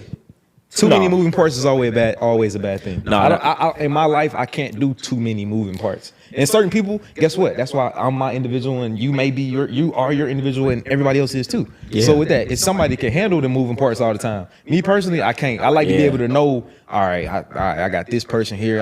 Man, I ain't gonna lie. Don't you think it's a little disadvantageous to put all your eggs in one basket and to say, I'm gonna move as if me and this person are going to be together forever? I think if you have too many eggs in the basket, it's not, but it's not in my control if we are or not. I think if you have too many eggs in your basket, you don't value any egg in the basket because you have too many. But if I have one egg in my basket, I will make sure I don't drop that egg because it's the only egg I have. And I would say, I think if you only have one egg in the basket, you'll overvalue an egg that's not that valuable. And I see a lot of dudes do it. They only have one woman. They don't even know how to catch women. So this woman who's not the best, don't talk to them the right way. So they're overvaluing this egg because it's the only one they got. But if you have multiple eggs in the basket and you know you could get a woman at any time, then you're going to make sure the standard of the egg is there. Well, no, that's why I feel like you have to go through things in life. I've went through having a bunch of women. I went through all that. So I know what that life is like. I know what this life is like. And I'm also not a geek. I'm not a lame nigga. So I know, if you like we talked about in the beginning, I like who likes me. You gonna genuinely like me. That's so a fact. If you really like me, you're not talking to me crazy. That's the only way it could be. That's the only way it's gonna work. But okay, so we got to talk about the majority of dudes. I feel like because the majority of these niggas is lame, they're broke as fuck. They never gonna be nothing. They chasing pussy. Like that's what the majority is. These niggas is lame. That's a fact. That's the truth. It's like, bro, a nigga will wake up every day and smoke a blunt. You waking up first thing in the morning, smoking the blunt. Yeah, that's crazy. Eating a burger, that's gang. Crazy. What that's are you crazy. doing? That's crazy. I don't understand this. Like we getting high, we drinking every day, and we trying to see where the hoes at. Now, what the fuck? Don't at some point do you not feel that in your soul where you feel like a useless human? You know, it's funny. I don't even know dudes who do that. I can't even compute. Even back in the day, I never was on that type of time. You know, I was always purposeful about what I was doing, and I never saw the value in going out and doing that every single night. So maybe that's where you got to be able to smell the other side of the grass too, because I feel like everybody has to experience both sides of life. How can a rich person value being rich if you've never been broke? See what I'm saying? I hear what you're saying. It's the same thing. You have to see both sides. And I feel like you should see both sides, because if you were in a position where you've seen as many women as me, you would hit 1,000 girls. How many more do I need to see? Well, you've hit 1,000 girls, but having multiple women in a household, I've done that too. Being inside of their mind and understanding no matter how close you are with somebody today, you never know what reason they might be going wrong. And what I learned from the poly shit, I did that. And what I learned within tell me about poly, that. Tell me when about I learned your that was the most chaotic shit ever. Because even if they say that they're accepting it, they don't. Guess what you said? You said you would do the ceremony for her. They did that poly shit for you. They didn't want to do that shit. And eventually, and then they got to see you in the house, giving the energy to one. You might give one more attention, and women are overly emotional naturally by default. So now she feeling away. So guess what? She feeling away. So you got to go over there and fix that up. So tell me, so you was living a poly lifestyle, man, bro. I tried that shit. All right. Hey, listen, I'm gonna tell you like this, right? Having multiple women in a household is a job. It's a job. They don't pay. Yeah, well, I mean, or you can do it the other way and you can get paid. But yeah, if you're not getting paid from it, it makes absolutely no sense. Yeah. I be seeing these dudes and I'm like, you don't know what the fuck you're getting into. I would never do something like that unless I was getting paid from it, because that is literally a job where you got to manage all these emotions, and it's taxing on your mental and on your energy. Most dudes ain't built for it. It'll break you. It will break you. And it's some shit that's gonna break. I ain't gonna let it break me for free, goddamn it. Yeah. And it's gonna be a substantial price. Yeah. I'm talking a substantial price. Well, these dudes, I don't know. I think They thinking about the freak sessions they gonna have with 3-4 women. It ain't even like that. It ain't even like that. It ain't even like that. Because to be honest with you, I ain't gonna lie. Anytime I've had a threesome, I ain't gonna lie. Like I ain't gonna lie. My dick ain't even getting up for real. It's just too much shit going. Too many moving parts for me, bro. And then this one mad because you fucking the one, man. And which one you gonna nut in, man? Listen, these dudes gonna make the mistake and nutting the wrong one. Now it's gonna be a problem for the rest of the week. Now you just damn near don't even nut now. So now it's like that shit useless. That shit useless. Yeah. I'd rather have one that I know. I'm like, this is the one. I'm good right here. It's cool. And I'm gonna make sure the pussy is phenomenal. I'm gonna make sure sexually I'm taken care of. No, listen, I understand what you're saying. A woman who's valuable, who likes you, where you on the same page mentally, energetically, in all the right ways, man, that's invaluable. You know, a woman like that is worth more than gold. She'll do more for you in the right way. But what I'm saying is I can have that woman, but I have the understanding like this may not be forever. And I'm okay with that. But as long as she's here and I'm here, we gonna make it work and we gonna grow together and we gonna build together. But I understand women for real. And you will never know. That bra will wake up one day out of nowhere with a flip switch in her mind and look at you and say, fuck you, Justin. I might do the same shit. Exactly. And guess what? Exactly. Guess what? That's where they always say you have to wake up and choose your person every day, no matter how you feeling. You gotta be like, yeah, I don't know. Bitch, tell me fuck me, man. Bitch, fuck you. You know what I'm saying? No, I'm saying you have to choose them. Like, I'm not gonna say that. I feel that, but I'm not gonna say that. Okay, you saying as far as commitment? Because you think somebody want them every day? No. I feel you on that. I do feel like if you have a woman that's a good woman and you a good man, I do feel like you should be able to look at your woman and say, I'm going to commit to you and I'm gonna give you some leeway. But the bra don't get that much leeway. I'm gonna give you some leeway though. I'm gonna let you, you could get an attitude here if we really rocking. You really gonna stay down, you done built me up, we done did all these things together. You could have a little attitude here, you can do a little something here. But anything more than that, it's over with, and I'm gonna act like you was never here. I'm gonna treat you like you was some. But I feel like a lot of dudes be in a relationship with a woman 4, 5, 6 years, and then the woman gets so out of pocket, and just because she was around for 6 years, they let all of this slide and this bad behavior. I'm just saying, I'm not going for it. No, bro, that's what you talked about teaching a woman. You got to do that. And sometimes, guess what? You didn't learn the same shit from 1st grade and 5th grade. You learned a different shit in each grade. Yeah. So now you might have to teach different shit. Year 3, you might not be teaching the same shit you was teaching in year 1. And that's just what it is. Man, year 1, day 1, ABCs of teaching is respect. So as soon as that go out the window, listen. You'll be married in 5 years. I'm telling you right now, you will be married. Hey, we'll see. We'll see. Ah, man, we'll see. You gonna flip? I'm telling you right now, you gonna go back to this video and say he told me. You gonna flip a switch. Yeah. It might take that right one. Who knows, bro? Who knows? That right one may be a lot closer than you think. Yeah. It's gonna take that right one. No, man, listen. I have women that I would say like this. If I had to marry a woman, this is the type of woman I would marry. It's just I just don't see. I just don't see. You don't see it because you blinded by too many options. Getting a piece of paper, writing down there, and committing on that level to where she could take everything from me. No, nigga, I said I ain't even doing that. Oh, so you ain't doing that? No, then. Okay. I said we ain't doing that. No, none of that. Yeah. Because I have money. Like that's not no thing. If I had a job making 50, 60K a year, I mean, you say I ain't got shit. Yeah, sure. Yeah. But it's different. No, bro, we not doing that. But what I'm telling you is, I'm telling you, it's nothing like having a person. It's the most peace you'll ever find. I don't gotta go searching for pussy or no shit like that or texting at 2 o'clock in the morning. I'm trying to get something to pull up, get her out of sleep. I ain't gotta do that. It's right here. I tap her and get up. And I need that. Yeah. Listen, like I said, man, people who have a woman and ain't outside chasing this, chasing that, everything is about focus. The man who chases 2 rabbits catches none. You need all the focus and clarity you have. And when you have a woman that you fully satisfied and content with and don't got to do that, you're going to be much more focused on the things that make you successful. So you know what you need to do. Who, me? Yeah. Get some more money. That's what I need to do. That's what I need to do. I need to get some more money. Okay, you gonna get some more money, then what? Then get some more money. What's the money gonna do? Oh, okay. That's a good question. And I'm gonna ask you the same question, man. The purpose for me to get some money is to be free. And when I say be free, I mean that's do what I want, when I want, how I want. Can you not do that now?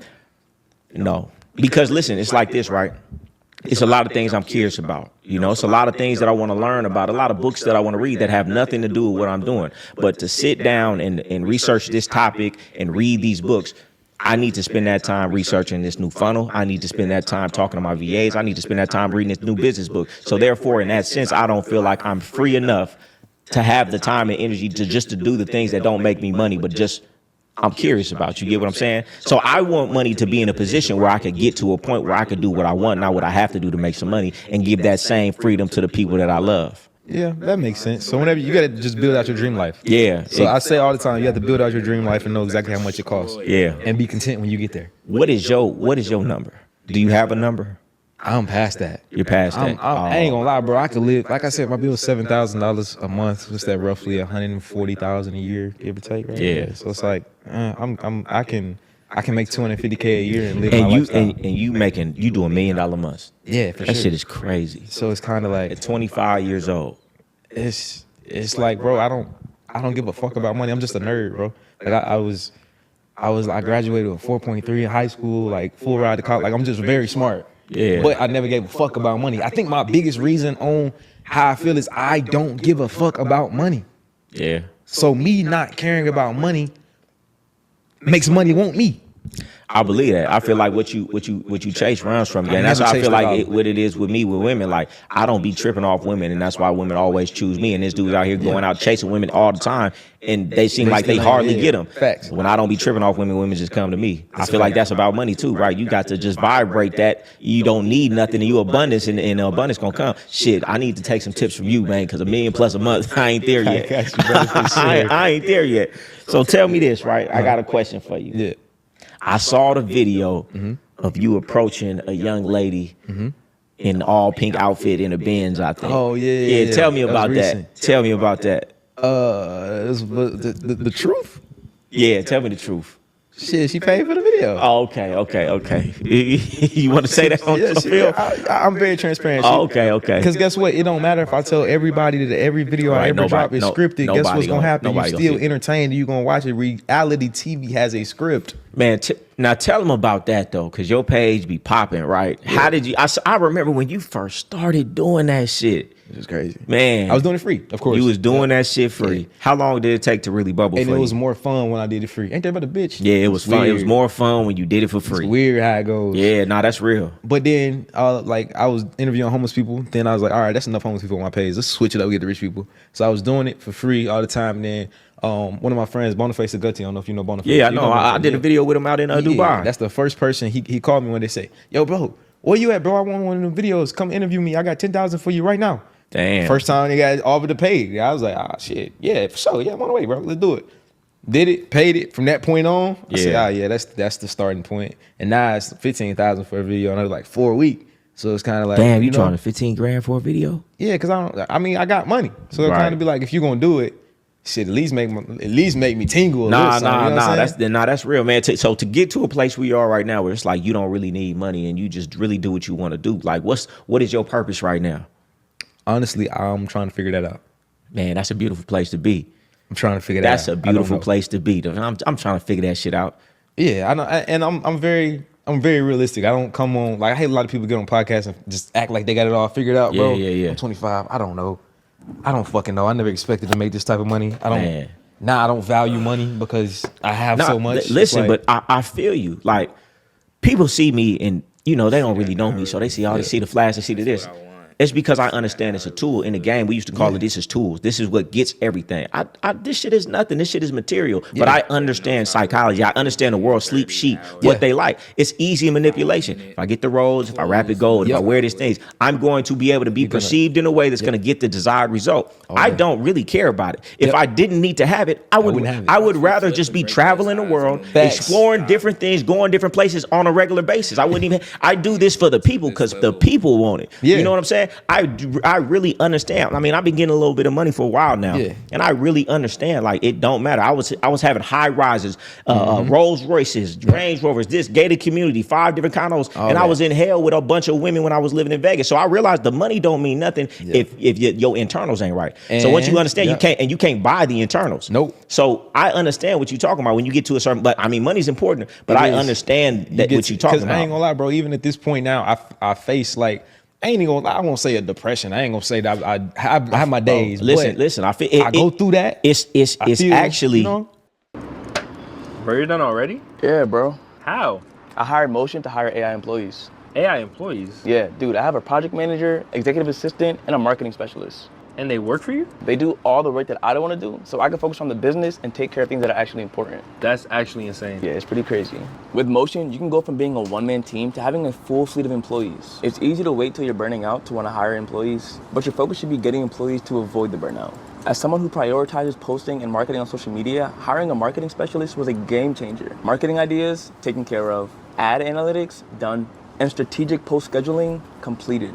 Which leaves time for me to focus on the actual creating and doing whatever task I feel like doing. So stop relying on yourself to wear all the hats in your business. Focus on being the CEO and use Motion to hire employees to scale your business.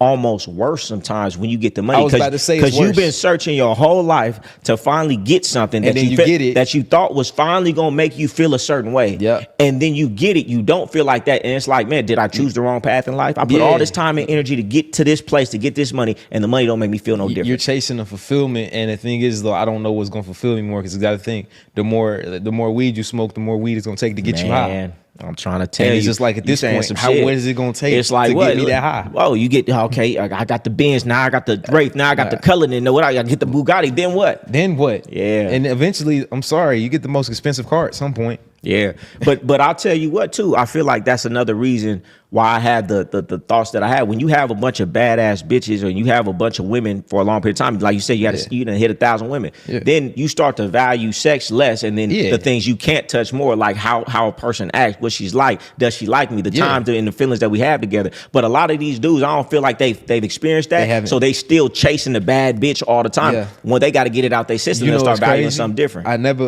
And that's crazy you say that because that's what happened with me. It was like I used to just get hard off seeing something. I could just see it. Like, I want it. I need it. Now I'd be like, I've seen it all. I've hit it all. That don't move me no more. I have to like you. Man, I gotta genuinely like you. Man, my dick ain't even gonna get hard if I don't like you. Not at all. Yeah. Mind you, and I ain't gonna lie, it be at a point where it's like I remember this. It was like when I knew I was getting burnt out. Yeah. Like just hitting some shit. Is I had to pop honeys to even get hard for them. Yeah. I said, I can't be doing this. Man. But then when I actually found somebody I liked, I thought my shit stopped working. I'm being very transparent. you just realized you didn't like them. I just realized I didn't like you. Oh, I was just saying this the other day. I was like, man, I got to a point where I was fucking bitches. I'm like, I didn't even want to fuck her. Like, why did I even do it? Why did I do that? I don't feel nothing about it. It's Yep. like I didn't even want to. So I realized, man, I'm just doing it just to do it because that's what I've been doing. And I feel like I've been doing it. Sometimes I got to a point where I feel like I was doing it just to showcase my skills. Yeah. Real shit. Just like to say she I got to did see. it. Just to say I did it. Just so I can hear that I'm the best. Damn it. Yeah. Yeah, Here you but go. once you do it enough and your ego ain't in it, Yeah, it's like, ego man, not I'm the there. only one here. Man, listen, when you get a woman that you like enough to where it's like, man, I don't even gotta have sex. We can go lay down, watch a movie, and I'll be Facts. perfectly satisfied. Come But on. I feel like you gotta go through that. Just like you gotta get the money before you can say, hey, money ain't everything. But there's people out here talking about money ain't everything, ain't had it, man. You gotta get it before you can really You know got to that go for and real. get it. You need to get the money. Yeah, for sure. No, that's crazy. That's 100%. That's a bar. Oh, you said some shit. I was watching one of your interviews, Mm-hmm. and you said some shit. You was like, when you first seen somebody show you they made $1 million, Mm-hmm. that's what like turned you on. But what you said was, somebody got to show me. Yeah. They can't just tell me. Yeah. And I feel you. Like ever since I got into this social media shit, I've only been doing this like 2 years. Yeah. Getting in this social media shit, you know the saying, believe half of what you see and none of what you hear. I feel like in social media, believe none of what you see and none of what you hear. Exactly Because right. this shit be so fugazi. My brother tell me something. I say, I don't believe it. I don't care. I don't believe nothing I see online. There's nothing you can tell me online. I don't believe any of it. I don't believe shit. Look at this. Look at this. Look at this. Oh, it don't matter what it is. Seeing behind the curtain of some of these things, I'm like, yeah. Look at this. What does it say? This was on the 2nd of April. That was from Sports Betting Actively. Last 7 days, how much did I do? Damn, In 7 days. 165,000. Damn. 7 days. And mind you, hold on. Let me show you what I did the week before that. I'm sorry, I'm standing up on the camera and shit, but I gotta. Nah, they can see you on the main one. Perfect. I'm the type of person. Matter of fact, show it to the camera. Oh, yeah, Yeah, they can see that. Yeah. 7 days. This was So in 7 days, you made how much? 165,000. Oh, you a real rich. 2 weeks before that, I did 250,000, 249,000. You a real rich nigga for sure. Like for But real. that's just from actively sports betting. That's no subscription money. I'm about to get in your subscription. In the great green room, there was a telephone and a red balloon and a little toy house and a young mouse. Good night, room. Good night, moon. Sheridan, part of Marriott Bonvoy. and start betting. It's different if they get money like that, bro. It's different. And how much? So tell me, how much do you bet? Like, how much do you put down on each game? It depends on my mood for real. It just depends how lucky I'm feeling. Yeah, and, it got to be some luck in it. So when you betting, are you betting like I don't bet like that, so I don't know. Is it like just who's gonna win, or do you bet like the parlays? Remember I told you I do soccer. No parlays. That's how you get finesse. Yeah. I only do straight bets, which means I do one pick. So with that, what I'll do is soccer. They do 2 45-minute halves. You know, like college basketball, they do 2 halves, 20 minutes. Yeah. But soccer is 45-minute halves. So what I'll do is, anybody get a goal within the first 45 minutes, just one goal, or a specific team get a goal in the first 45 minutes. And I place the pick live, which means I place the picks as the game's going, so the odds get better. So I usually like to wait till like 25 minutes in. If there's no goals, I'll analyze, look at statistics, see which team I predict on getting the goal. Yeah. And they usually get the goal between the 25 to 40-minute mark. And I'll double my money every time. And I'm 80% on that. So out of 10 picks, 8 hidden, guaranteed. Man, it's a cheat code that I shouldn't be saying. Where you, man, listen. All right, we gonna see. I'm gonna sign up and I'm gonna come back to you. I'm gonna sign up for your shit. Come listen, on now. It just seemed like, you getting big money. It's proven. Come on, man. I gotta make $1 million a month. I mean, shit, 100. So I'd have made like 200,000, but that took me almost over a month. But that's hard. That people not doing that, bro. So for you gotta think. You say you do 200,000 in a month. Bro, it's people that's doing $100,000 a year. That's regular now. Yeah, like we just said, though, people like us, we look up, we don't look down. We look up, I don't even see none of that. All I see is what I'm not doing. Facts. But nah, hey, listen, tell these people where they go if they want to tap into your sports betting. My Instagram. So just DM me the word GLOW. How much is your subscription? It's $60 a month. So $60 a month now. So just DM me the word GLOW, GLO to GLOWJays, GLOJAYS. So when you go online and you betting your stuff live, you live telling people what you betting? Yeah. And sometimes if I'm studying them, so I do send out basketball, baseball, and I have also 2 other sports bettors that are some of the biggest sports bettors in the world that I hired on to my chat. Yeah. So they send out picks as well, but we send out every sport for real. I just personally only take my soccer picks because that's my guarantees, because every other sport's rigged. No, that's how I feel. It's not a feeling. If it's money involved, it's rigged. Except soccer, because it's too many countries. Damn, you can't really rig some shit when there's too many countries involved. See, and that's some game right there. That's some game right there. I really got a question though. I mean, when you making $1 million a month and you get to a point where you could pretty much do anything and everything that you want, have you found your person yet? Have you found that woman yet? You ain't found that woman yet. Are you even looking? Looking kinda, cause honestly and true, I want a family, bro. Yeah. Cause I ain't really come from a big family. I was the only child for 12 years, and then me and my sister was only like living together for 6 years when she was born, but she was 6. Yeah. So I've been on my own for real my whole life. Yeah. So I do want the family. So we have this candle closed bullish, and we have another 15-minute candle that just opened up with no top wick. Rejection on the hourly looking good. Price, that's crazy that price on the hourly so far has done exactly what I expected it to do. Sure, I didn't too much want it to happen, but I was like, okay, it might redo what the 15-minute did when we closed bearish, came into the imbalance, and then shot up. So hopefully we closed bearish here. We came down into the imbalance, and hopefully we could just flip bullish. But now we have a top wick on the hourly. So if this hourly wants to close bearish, it can close bearish. Now, once we re-break the 47,383, I'd be comfortable moving my stops to the hourly low and then literally just getting out. Not getting out of the trade, but getting out as in away from the charts.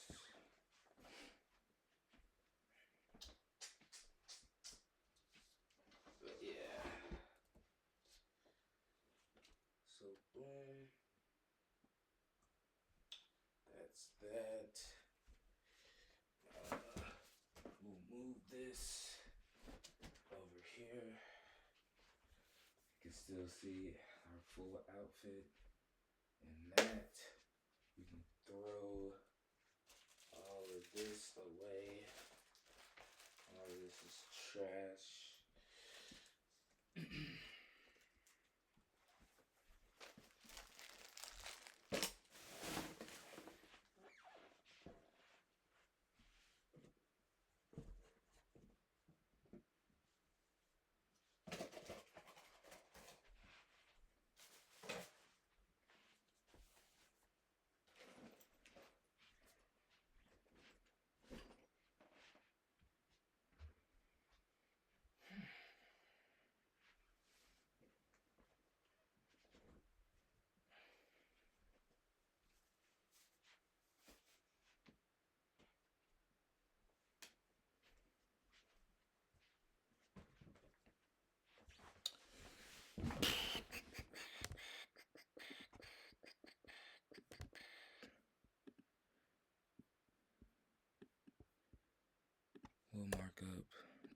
this, and we'll mark up the hourly imbalance. Mark that up. We shouldn't see much price action going lower than that hourly imbalance. But family model, so I know? want to find a woman and start a family. Yeah, I want that. Man. And I haven't found it for, I mean, my own reasons on growth, because I'm not perfect. I don't like to point fingers. Yeah. But I like to point fingers back at myself for every situation I'm in. So, and mind you, I'm 25 too. So That's I, what I got time. I was just gonna say that, man. Listen, it's crazy that you 25 years old. That you 25 years old making this type of money, and then you level headed the way that you are about your life and things of that nature. Did that just come naturally for you, or what? Yeah, for the most part, it was natural, I think. Or I train my mind. I like to be disciplined. And anytime I do things, I feel like I'm not supposed to do. Anytime I spend money, if I spend big lump sums of money, it just feels good. I feel survivor's remorse for it. So I feel wrong for it. Yeah. So I always, anything I do that's wrong, even when I drink, I feel wrong for it. So I can't enjoy myself. That's why I don't drink like that. That regret. Yeah, this the regret behind it. It's like, it's man, not you can't even sleep the next day because you just regret it. And I woke up late. Now I regret that. Now you just got a bad feeling all day. Now you all fucked up. Now you gonna spiral. So I think I'm just super scared of myself. Yeah. And that's just truth be told. I'm very scared of myself. And when I say I'm scared of myself, because people self-destruct from their own choices. Man, you see it all the time, especially when you getting some money, because now you got more options. You got more vices that are close to you. And guess what? The women in a man's life gonna be your biggest downfall or your biggest come up. It's no, like the woman you choose or the woman you choose to be around, I promise you, because that's who you spend the most time with. I'm not kicking it with niggas all day. I say that shit all the time. You ain't never lied. That's 100%. You average some of the 5 people you hang around most, and that's gonna be your woman. You hanging around her the most. So if she's not online, on point, focused, and on the same page as you, she will bring your life down. And it's a lot of dudes out here. The reason they are never gonna get to where they want to be is because they done picked the wrong woman. Pick the wrong woman, or they can't pick a woman. Yeah. It's one of the two, because it's just like shit. Think about all the time it takes DM. Think about it, bro. You DMing, waiting on a response, setting up a date. So you do DMs? No, I don't do DMs anymore. Yeah, I stopped recently. I stopped DMing because I don't want to meet nobody. Yeah, see me, I don't do DMs. Somebody was like, well, do you do what happens when you slide DMs? I don't write DMs at all. Like even if a woman writes me on Instagram, I don't even take it serious. I got to meet you in person, because I ain't really search for women like that. Yeah, like I like to get chose. My best and longest lasting relationships since I was younger. I'm gonna tell you a story. I've told him many times. When I was 16 years old, my uncle used to get me into a club, and it was this bad little light skin, light bright, everything right on the dance floor. And and I'm looking at her and she playing with me. My uncle put his hand on my shoulder. Yeah, she was playing, like acting like she liked me, acting like she didn't. Yeah. She'd tell me to come dance, and then I get over there and she'd act funny. Mixed flavors. Yeah. And my uncle put his hand on my shoulder. He said, man, stop looking at that bitch you want, and start looking at that funny looking bitch in the corner that wants you. Because that woman right there, that's real, gonna give you a problem. That woman over there in the corner is gonna do everything for you. Yep. And that's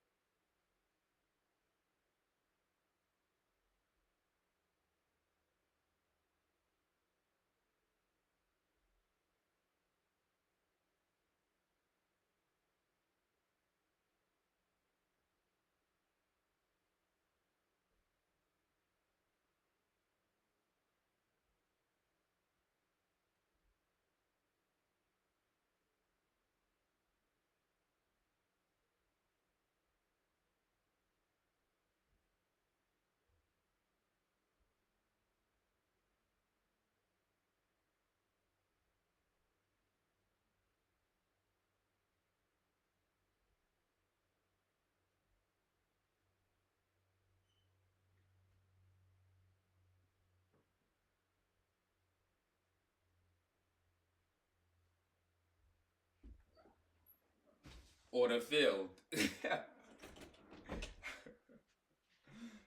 Did y'all hear that while I was gone?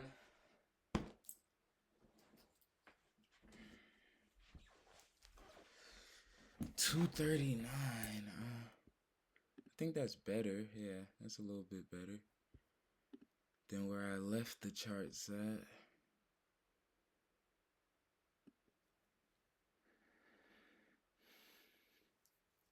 And that's crazy.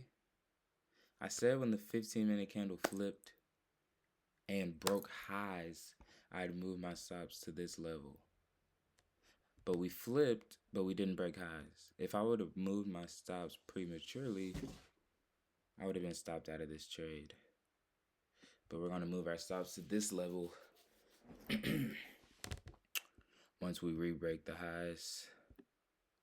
Move it to 2 p.m. Pretty much no matter where we're at, we're going to close out profits right around 2 p.m. 2, 3 at the latest. Yeah. Ouch.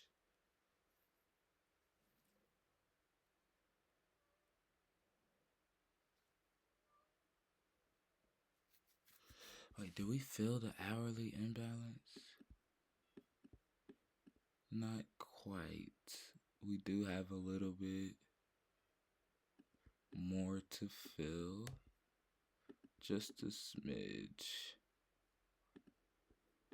That changed my ideology, and I've been running my life off of that ever since. And every woman I've been with for years, had the best time, brought me the most stuff, sure. Did the most for me, really poured into my life. May not been the baddest, but guess what? They was the one who chose me. So I just be chilling. Yeah. And I wait for a woman who chooses me. Because if a woman comes up to a man or does all that, she must like you a lot. And that's the best start of any relationship. Facts. If I come up to you, I'm chasing you, I got to convince you, if you coming up to me, that's how the shit got to start. So I go out and I just be chilling. It might be some shit that look good, but if you not feeling that way about me, I say it all the time, man, a woman got to see you like her superstar crush. She got to look at you like Chris Brown, like Real Denzel, talk. Like Drake, all that. If she don't see you like that, everything else is going to be out of order. And that's why most relationships is not working. That's why she talked to you wrong. That's why you got to ask her twice to do things. That's why she don't rub on you. That's why you tell her you like your foot rub. You got to ask her every day because she don't see you like that. Yeah. So I would rather have a woman who sees me like that and, looks at skin deep. When you deal with a woman, the conversation came up. This is something I experienced too. Would you deal with a woman that you got to coach through everything in a sense of like,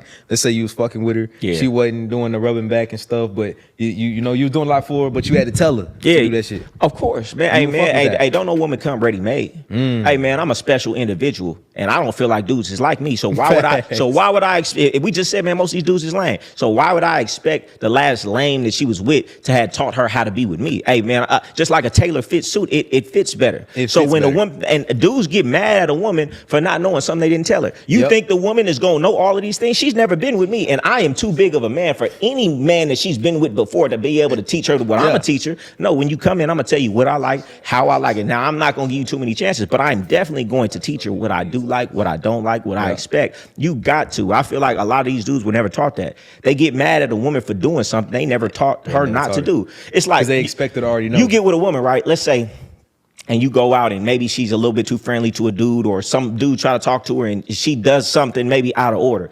Dude is gonna get mad like, oh, why the fuck did you do that? I'm not.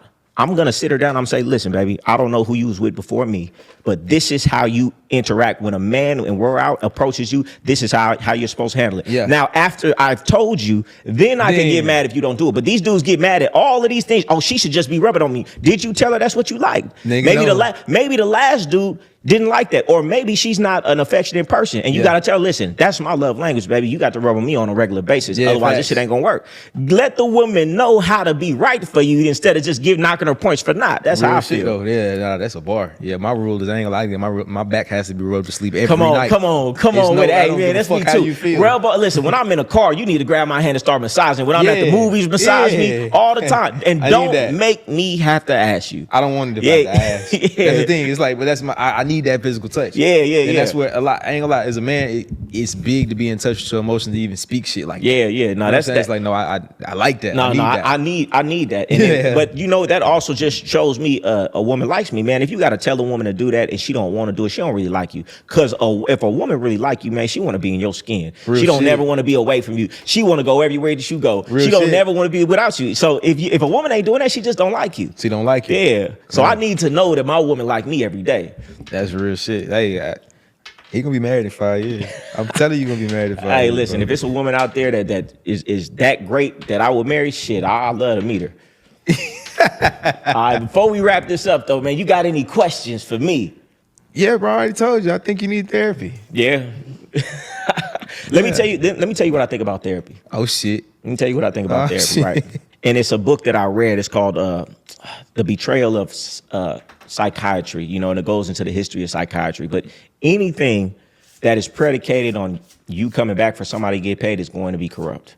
Why? I do not have an incentive to cure your problem if I don't get paid, if I cure it. And everybody is human. That's how I feel about lawyers. Goddamn. Yeah. I mean, it's with anything. So how could you really trust a person who's not going to get paid if they cure your problem? And I also believe this, and I feel like you might agree with me on this. Mm-hmm. Imagine being able to build anything just by thinking about it. Meet Base 44, a complete AI creation platform made for anyone with an idea and a drive to bring it to life. Describe what you want and watch it take shape. You can plan, customize, and expand in any direction. From tools built for one to platforms ready for many. From passion projects to enterprise-grade systems. Everything is built in and ready to launch. It's a new world of creation, where you can go as far as your imagination takes you. Can you imagine it? Let's make your dream a reality right now.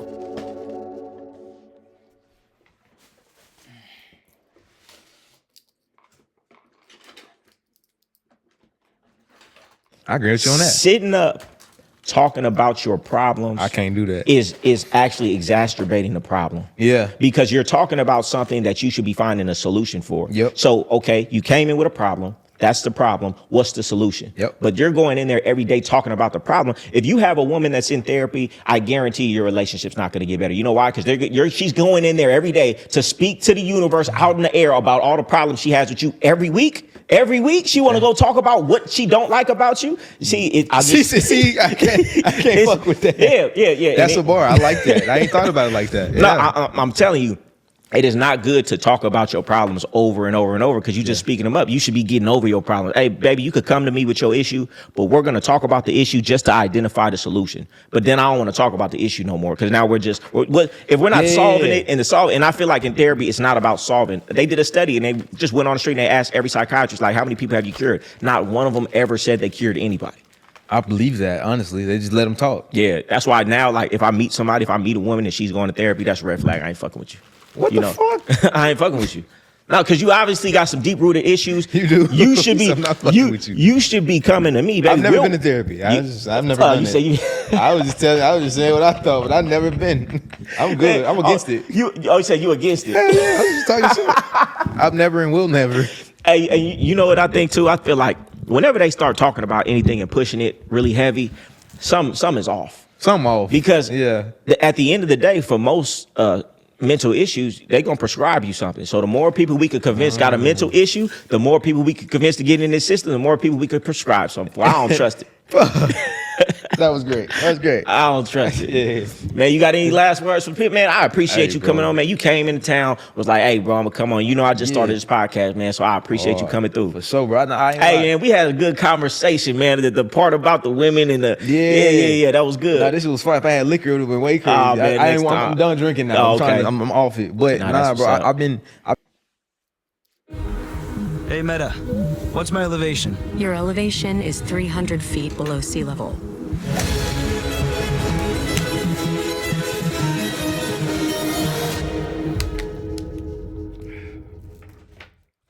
This is Grant Horvat, an amateur golfer who actually thinks he can beat me. I do. In fact, Grant is so confident that he flew down to the Bahamas just to bother me on my vacation. Bryson, my game is really good right now. You say that every week. No, like, I think I could beat you straight up. Bro, I could beat you with a rental set. And a rental set is all I'm gonna need. Today, I'll be taking on one of YouTube's best amateur golfers at Albany Golf Club in the Bahamas. He gets to use his premium custom fit clubs, and I'll be using some random ones I found in the cart barn. They should do the trick. This may be really embarrassing for you today, Grant. Dude, those... Oh, look at these clubs. Ugh. No. Let's flip a TBC. Okay. Let's flip a TBC. Who goes first? All right. Yes. No, it's great for me, actually. Good to see where the wind is. You said you're playing the best golf of your life. I'm playing pretty good right now. I feel like I can beat you today. In the past, you've beat me with 3 clubs, though. That seems like a you problem. Yeah. All right, here we go. First hole today. What is this, Bryson? Par 4? Par 4. You played this. We played a break 50 out here when you were on my team. You were on my team, though. Now we're enemies. Here we go. Frenemies.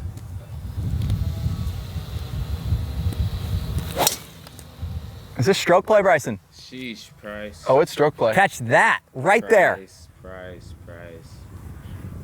Oh, I mean, I'll give it to you. That was a nice shot. Something clicked in my golf game, Bryson. I'm telling you. It was last night. I had this dream that I got my golf swing back, and I think it's true.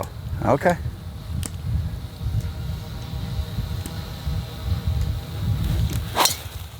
What?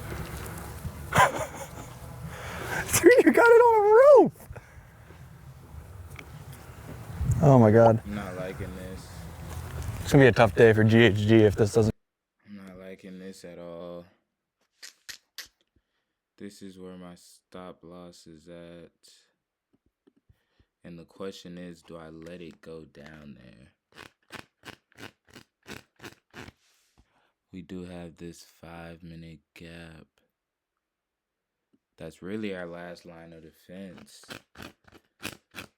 Once this demand zone gets broken, it's pretty much over for this trade. And then especially with the timing, like what time it is currently, it's not looking the best. But we are damn sure not gonna close early. We'll just have to see what happens. 1, 2, 3, 4, 5, 6, 7, 8, 9, 10, 11. So that is short. 1, 2, 3, 4, 5, 6, 7, 8, 9, 10, 11, 12. Perfect. 1, 2, 3, 4, 5, 6, 7, 8, 9, 10, 11, 12. Perfect. 1, 2, 3, 4, 5, 6, 7, 8, 9, 10, 11, 12. Perfect. So we're 1 card short on this deck.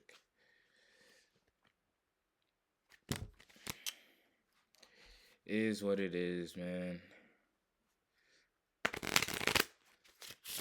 Like I said,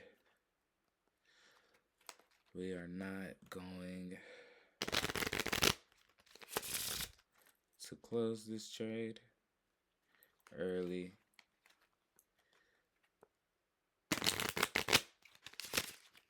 We are going to get fully stopped out.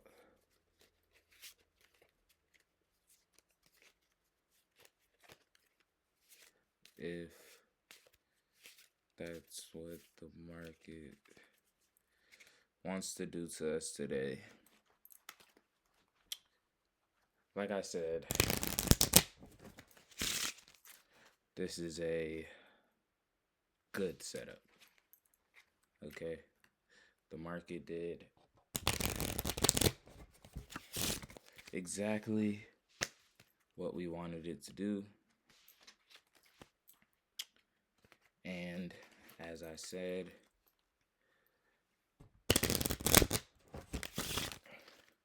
we took our setup with no hesitation nor reservation.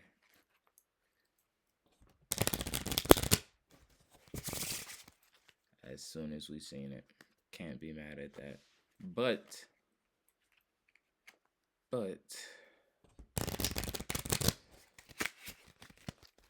we definitely do see how this low could have been our intention. We can't ignore it, at least. This low could have been our intention. Correction, continuation is what we're getting now. That could definitely be a possibility. But this isn't a real low. It's not like a solidified low. Like if I was on the 4 hour, obviously you can't even see that low. So it's like, how much does it really matter? Our 4 hours definitely about to close bullish. Hopefully. Depending on how bullish, we might be stopped out, we might not. Just depends on how bullish we do close. If we close any type of bearish, we're stopped out of this trade.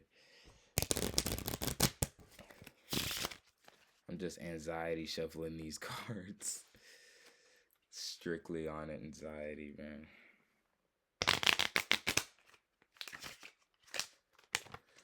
Strictly. Now, this is a good shuffle. This is a good... yeah, it's a good shuffle. No hand 3 times in a row when they were all together. So, good shuffle.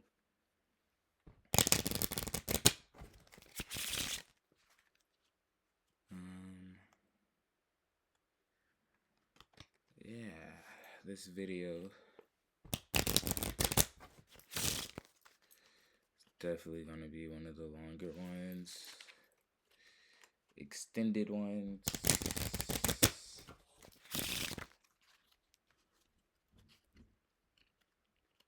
K-Ron. What's good, nigga?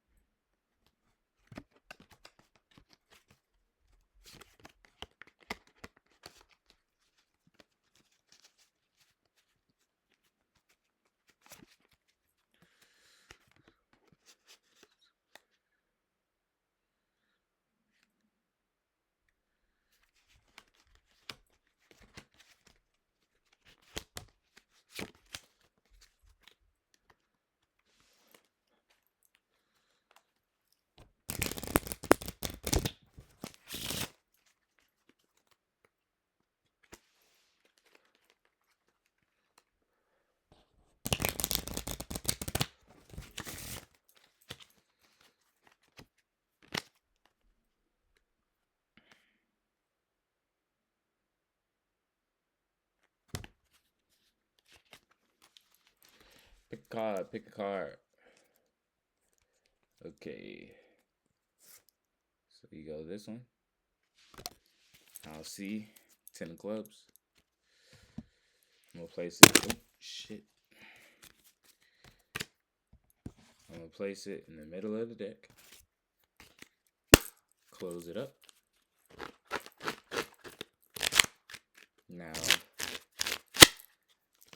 I'll find your card.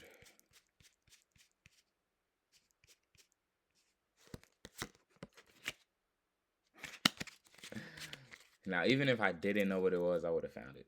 Just saying.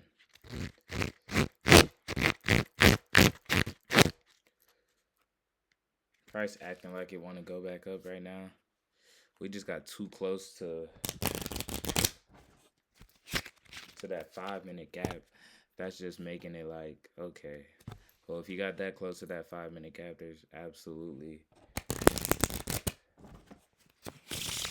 no reason you wouldn't have filled it, you know? So,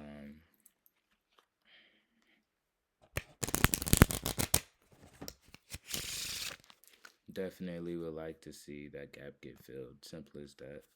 Obviously, I wouldn't like to see it, you know? Nah, I wouldn't like to see it because I just prefer price to just shoot up, you know? But, not all too realistic in this sense. Like, we got that close to taking out that level, and it's like, okay, you start thinking like, well, we had a level right there ready to get taken out, but we also have a 4-hour candle preparing to close, and the next 4-hour candle is going to need a bottom wick. So you sort of have to start assuming that bottom wick is,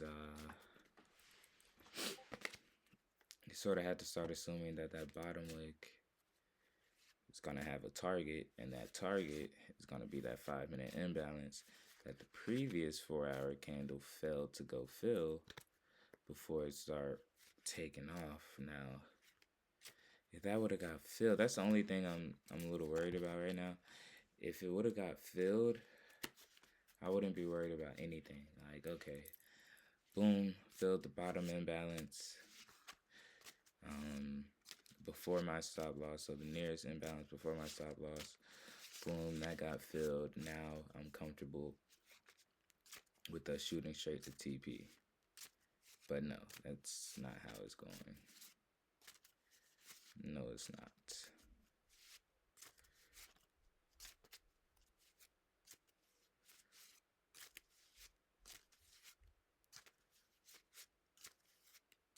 Now, 42,300 before the candle closure would be nice. I can't lie and say it wouldn't be. But 47,383 is the current high that we haven't taken out. So we're pretty much exactly 80 ticks away from that. 80 ticks in 3 minutes would be more like 4 minutes. It's not impossible, but it's definitely a feat. We've just shot down 20 ticks since I said that, so it's only been like 15 seconds, and we shot down 30, so we should be able to shoot up 80 in 3 minutes. You know? We should be able to do that.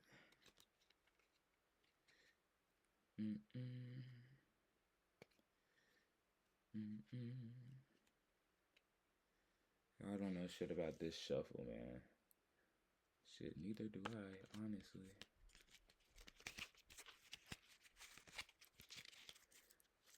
Okay, so if I take some like this,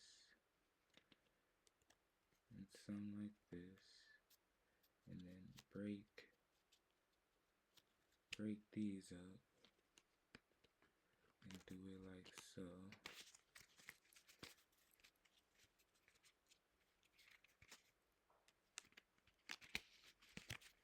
Okay. As y'all can see, price is going back to this 15-minute imbalance. I want to say that was the 15-minute. Was that the hourly? Oh, if we come back up and respect the hourly imbalance, literally we just got to close above this level here. It's literally all that we had to do. If we close above that level, the hourly respected its imbalance that looked like it was sure to get disrespected not even 30 minutes ago. That would be nice. Because the 15-minute closed below an imbalance.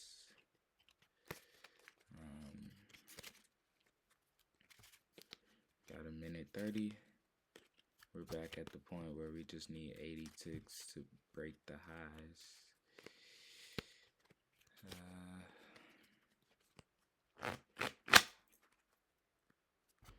Bro, I'm literally just anxiously shuffling cards right now. It's crazy.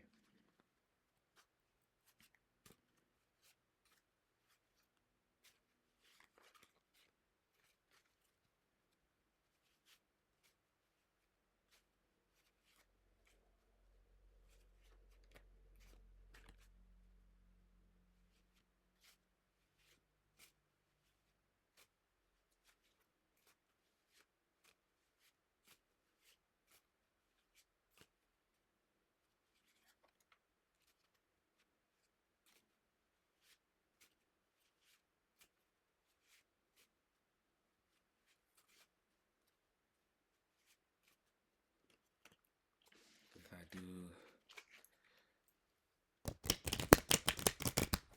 without shuffling intentionally,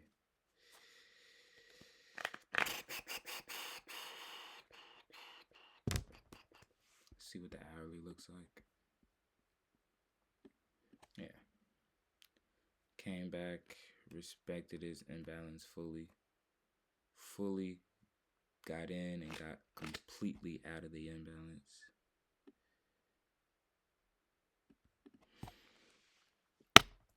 It'd be nice if we could just shoot up from this point. Go ahead, take out our target. Literally just London high. But that's the thing, like, I highly doubt that London high doesn't get taken today. I just doubt it. Truthfully and fully just...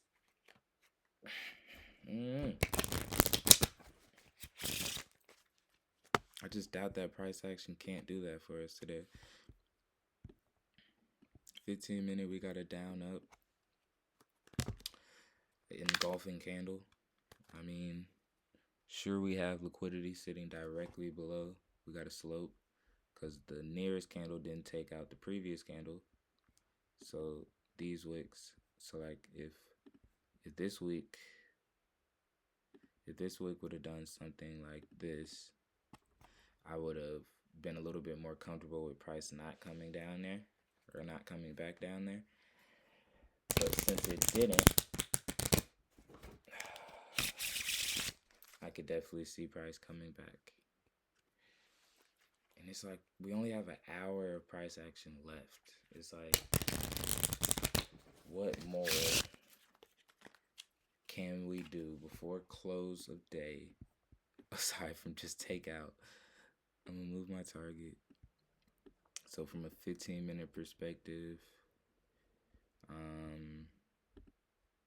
15-minute perspective, let me do this. I want to say that's the high. Sell. Full position right there. I just don't know. We've been on this live for at least 2.5 hours. Yeah. Or not even live, but doesn't go his way. Yeah, I mean, hey, amateur golfers, you never know what they're gonna get. Nice part is I think you're still up first. Did you actually outdrive me?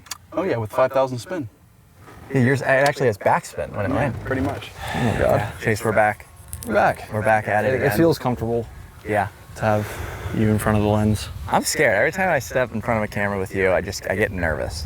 What do we have here, Bryson? It said 130 from the cart? Yeah, you're about 135, 34. Downwind, 30. Why am I helping you? Just hit it.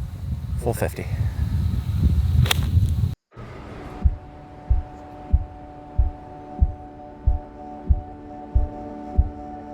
Every story you love. Every... That looks pretty good. Okay, shot. Thank you. Very nice. Is today the day that I can take down I'm in a divot. Gambino? I'm in a divot here, folks.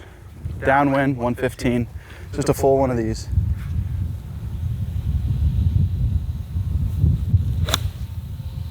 Uh-oh. Uh-oh, we got a chance, Chase. Yep.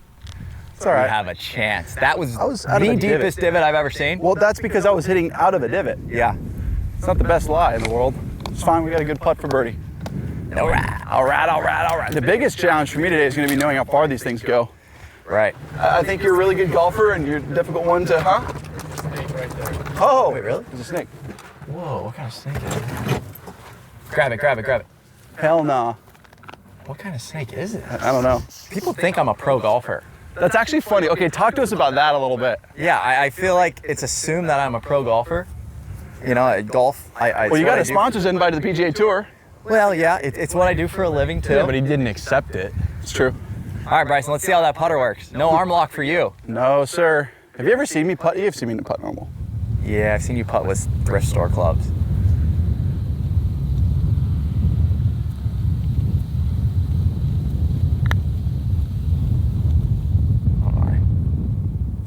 Oh my. Go! Oh my God! What the heck, man? Good putt. All right, thank you. Par for Bryson off the rip. That's intimidating. You can take it out. Whew, I just got nervous. Like you going first, making that par, just my heart rate just spiked. It just spiked up. Just lag it up there with your 5th putter of the year.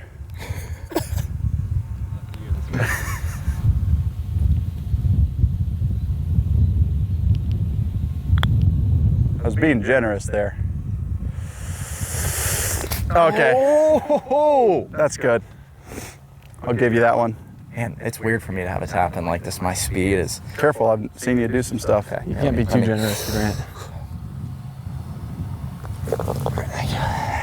What was that? Sorry, I just got a little nervous over that. Good speed though. Yeah. All square after 2, after 1. Hello? He is nervous.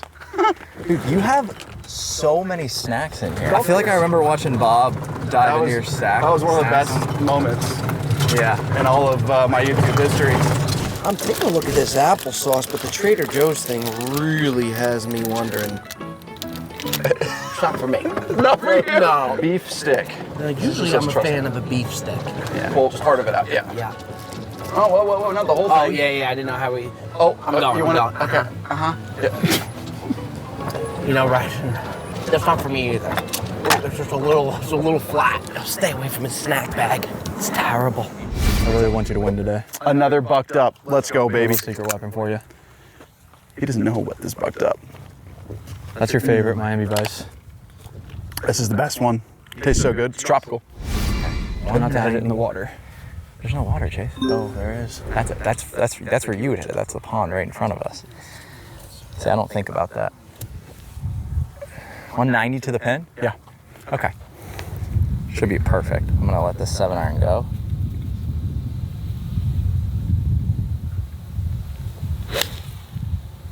Ooh, that's nice. Oh yeah.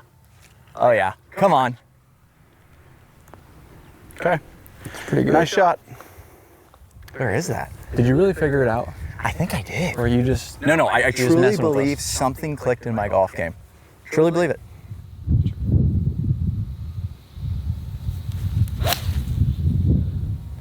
What? How is he hitting it that solid? All right. A little far? So you play one length clubs, is it weird to go to shorter and longer clubs? Is that like flatter lie angle. Right. Really when you're hitting an iron, everything's always the same length. Yep. And so I have to choke down. Oh my gosh! Yeah. Look at you. Yeah. Jeez. Yeah. All right. I see Yeah. you. I see you. Hogan, you like that? Don't get too cocky. Come on, baby. Come on. It's I gotta the be second Bryson hole. one time in my life. Dude, he's locked in. I mean, this guy is locked. Do you see him right now? I mean, dude, he's like looking at where he's gonna land. Look at that. That looks like full competition mode Bryson right now. Can't lose to him. It's a scary guy to look at when he's going through his routine like this. It's very intense.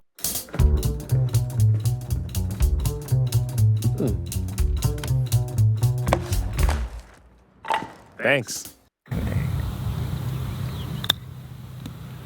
Oh wow, that did not do what I thought it was gonna do. It's the day to the day. That was a good shot too. Exactly where I wanted to land it.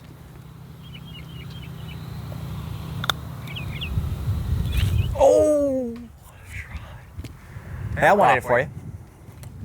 That's a horrific bogey. I'd say one of the main problems being an amateur golfer is being able to control your nerves. I think that's a big difference between the pros and amateurs. And yeah, I'm nervous. Here we go for the birdie. This is our time. This one's gonna be fast.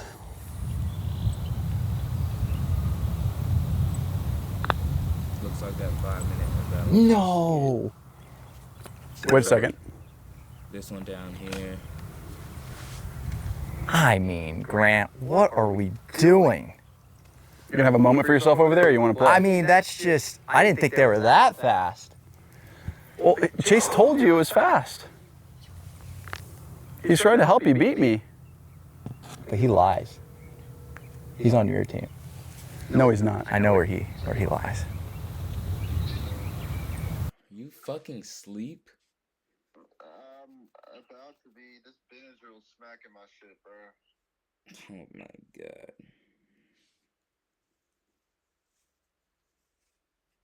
Meet me at 2. At the range? Yeah. I definitely might fall asleep, and if I don't pull up, we can skate tonight. Bro, just come to my house now, bro. Bro, but I'm low-key trying to sleep a little bit so the Benadryl will wear off. Bro.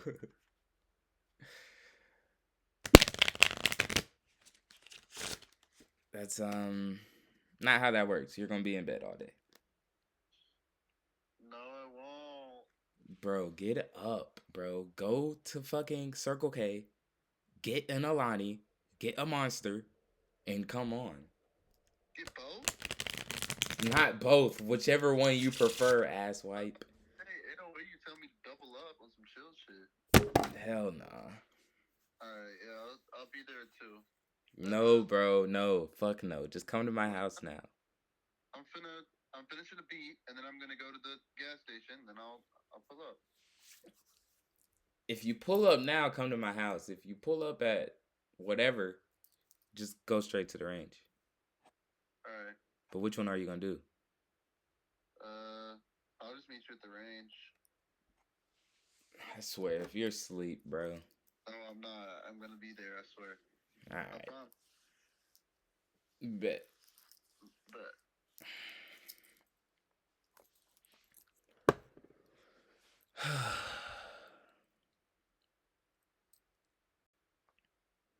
So we got about 30 minutes left before I go ahead, head out of the house for the day. Or head back out of the house for the day. I was already at the gym earlier, came here.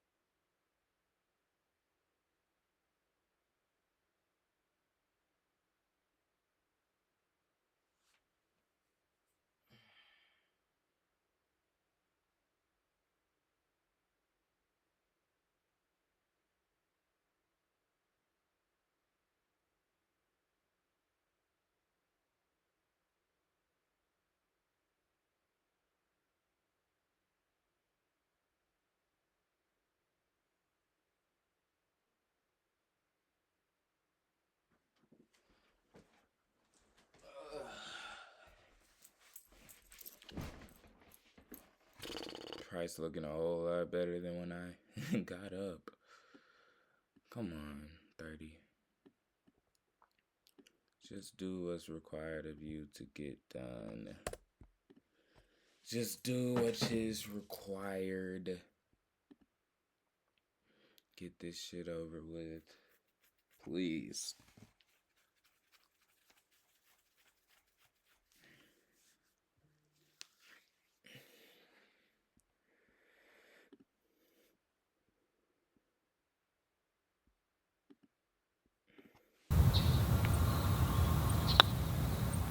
Okay. That's one up. That's even to one over. Good two putt. Thank you, Bryson. This is perfect. Into the wind. With your spin? Oh, it's gonna be money. Here we go. All right, this is gonna show me a lot about how we're feeling today, right here. Into the breeze, par 5. Need a good one.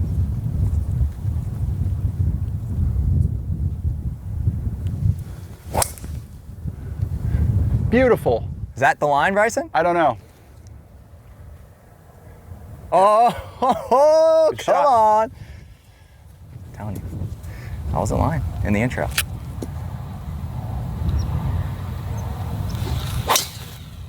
Oh my gosh.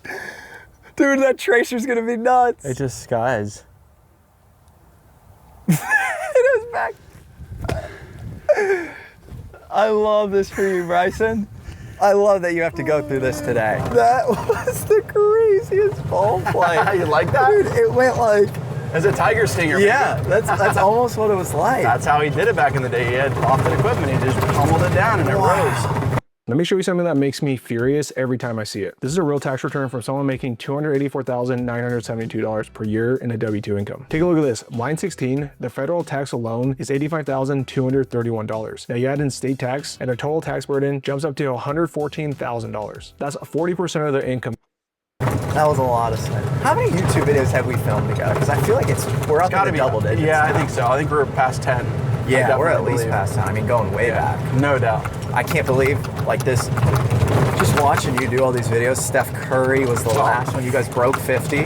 Last time you broke 50 was with Garrett and I, which That's was cool. right. So you've been a part of the Break 50 crew for a while. You were the second video, I believe. Yep, but the Steph Curry one was something. That's 2 people. Yeah, that was only 2 people. Steph was playing out of his mind. I mean, best I've seen an amateur golfer play. Yeah. Yeah, I'm going DOD, dude. I want to get this there.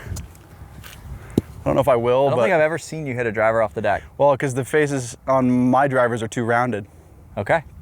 Might be the first driver off the deck for Bryson DeChambeau on YouTube. Literally could be.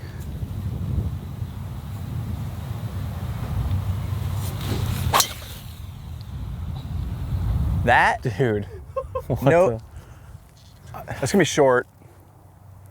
But it's still sick. One of the craziest shots. I can't, I'm a little bit speechless. I'm just stuttering right now because I got nothing to say. I hope the audio picks that up. Like, I hope. That was one of the more wild looking. 5,000 spin with a driver off the deck. Sick. Yeah, I'm sure the general audience is gonna understand what that means. It's a lot of, so normal drivers, let's see what you got. Do you want me to hit a stinger too, boys? Yeah.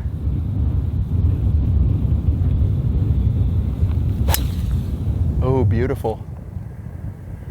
Beautimus. There it is. Great shot. Thank you. Nice layup. Perfect position. Couldn't get there. Nope. Stay in my lane. It's all right. Laying up from there is kind of weak. Well, Chase, it wasn't really a choice. Let that one sink in. I'm actually kind of screwed here with this club. Uh-oh. Uh-oh. All right, well, Bryson actually has a... What the heck? Very difficult. What is that flag? So we're in prime position here. I mean, he's got it over all right. standing water.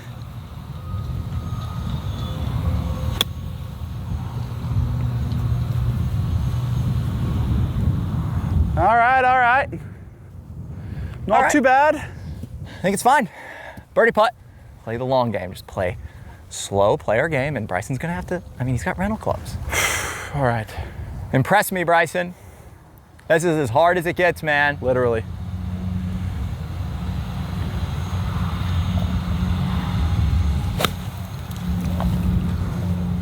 Oh, just a hair.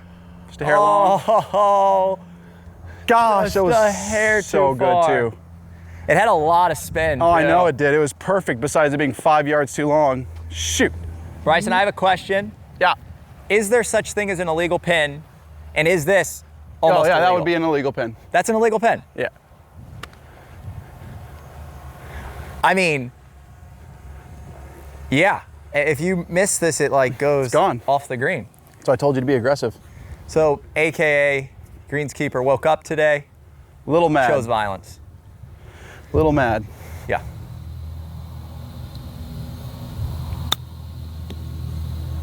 Stop. No. What the heck? No. No. What is that?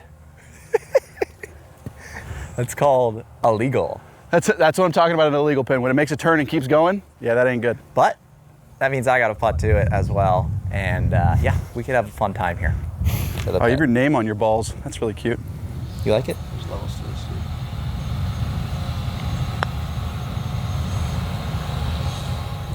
Oh my gosh.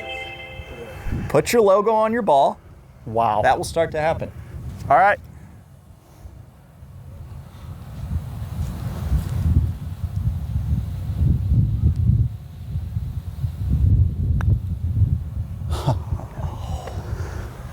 Dang. Right. That's 2 over. That's pretty disappointing. Okay. 2 over to 1 under. 3 down through 3. That's not looking good. Ah, that's so disappointing. So that right there is an example of when I don't accelerate the putter correctly, it changes face angle real easily because the shaft is soft. Because you don't have an arm lock. Well, no, it's because the shaft isn't as stiff as my shaft. Par 4 straight away. This is the mud ball hole. What does that mean? It just plugs in with the... Bubba. This is where Bubba... Yeah, mud ball. Mud ball.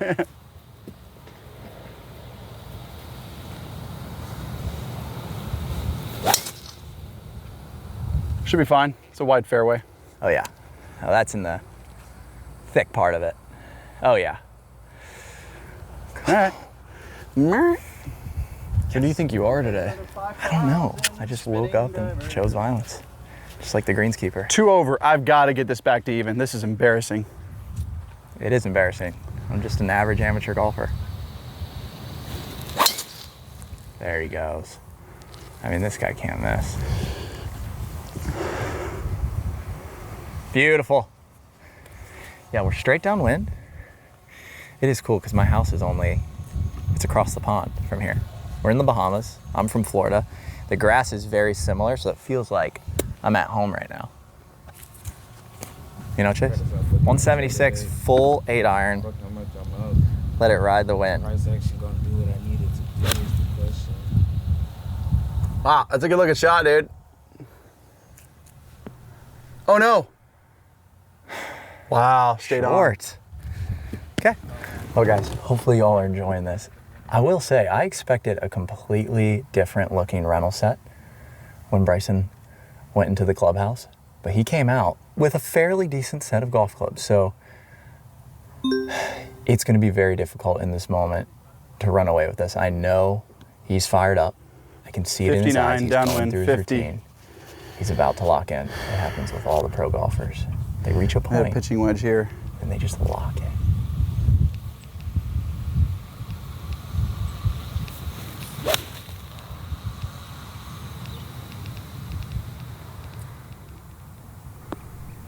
Nice shot.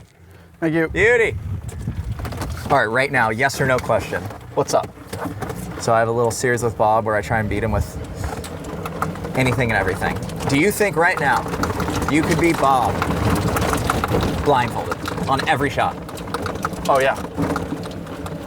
As long as I get to line it up. You get to line it up. And then you got to But you got to pull the blind down. Yeah, once you're about to stroke it. Yes, once you're about to hit the ball. Yeah. You think you can beat ball blind? 100%. I can beat him left-handed.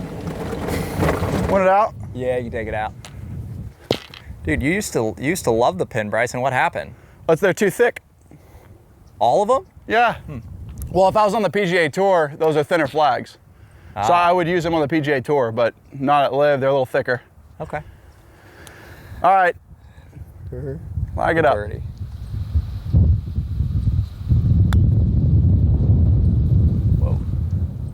really did lag that up there. I'm not Oh, giving I you that did. either. Oh, I lagged it, Bryson. We got to put everything out today? I'm not giving you that. Okay.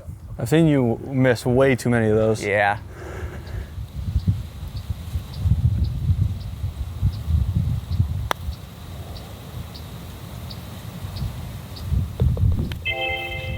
That's still not good. Here One over. he comes. Here he comes. Mr. Bryson. That's good. All right. Bryson gains one on me there. Great putt. It's weird seeing you use a normal putter. Just not used to it. My goodness. God, it feels so good. Knock that one in. And we're on to a beautiful par 3. Look at this one. This is beautiful, actually. This is like the golden hour here in the Bahamas. This is what I love.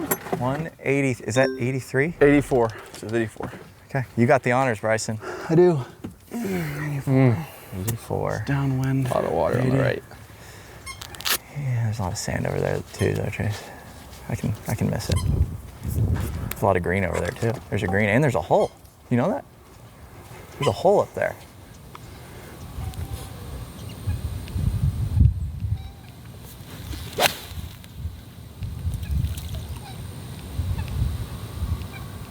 Oh. What a shot.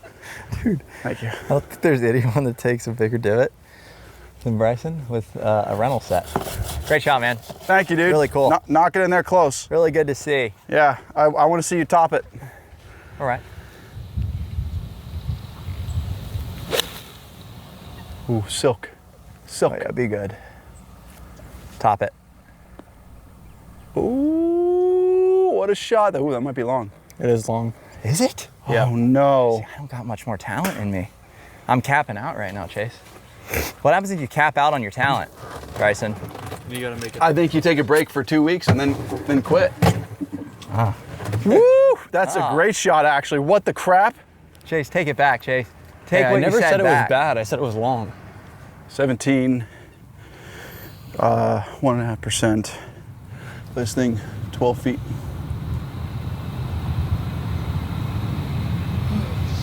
Jeez.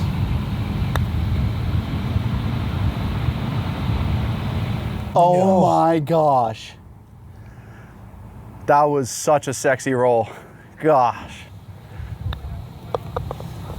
Oh boy. All right, Grant. Nothing special here. No, don't you worry.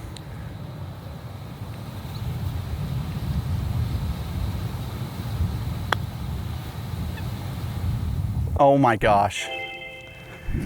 All right. Good catch birdie. Come catch me, Bryson. Not good. Oh, what a switcheroo. I thought I made that. 200 to 200 to 1 over. Wow. You're holding strong, partner. Yeah, this is unlike me. All right. Par 5, Bryson. Par 5. Got to hit a good drive here. But today, right now, it is like me. It is like me. I feel something weird is about to happen. In what way? Just hit it. You'll see.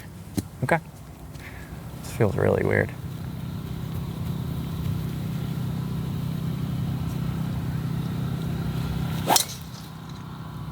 Oh, yeah.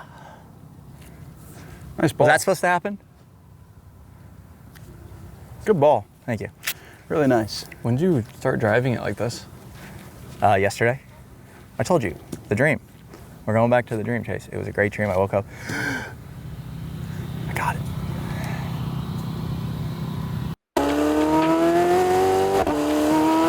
I see you in the comments saying, this isn't real. There's no way that I could win. But that's simply not.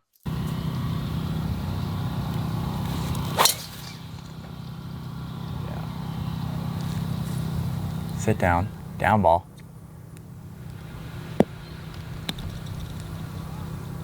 Just sand right under, right by the cart. All right. Hopefully got something over there. That was smoked. That was nice. That was real nice. There's no way you could hit it up over that hill. What are you talking about? Watch. It can't get up that fast. You ready? Yeah.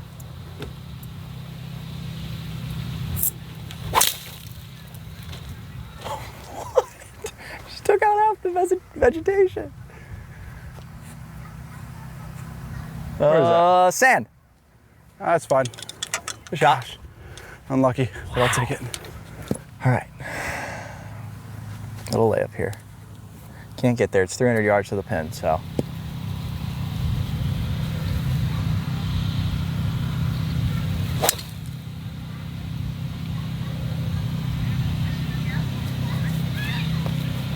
Bunker with Bryson. Bunker Bros. This is gonna be a great up and down for birdie. I'm telling you right now. If you get that up and down, that would be really impressive. Oh yeah. Not the problem. 2 bunkers on the par 5s, not great.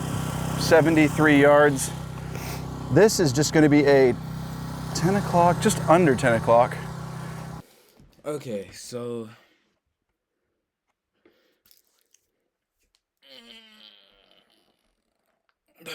we are running out of time. We are running out of time for this trade to play out.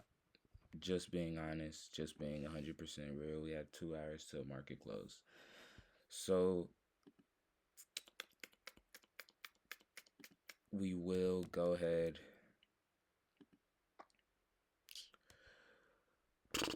move our stops to break even. We'll go ahead do that. So boom, yes, and boom, yes. Just like that, stops are now at break even. Risk-free trade at this point.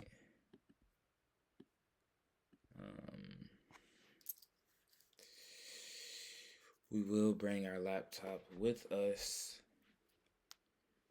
We're going to leave in about 10-15 minutes. I got to pee again, though. I'll be right back.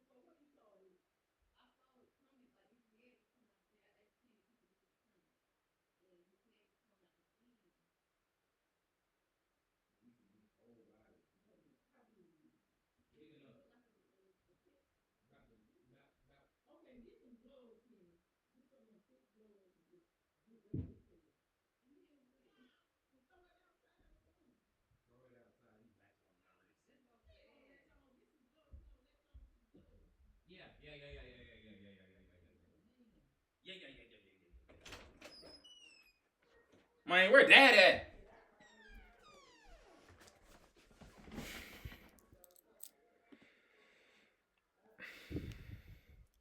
Man, it's a freaking lizard alligator mix in the house, man.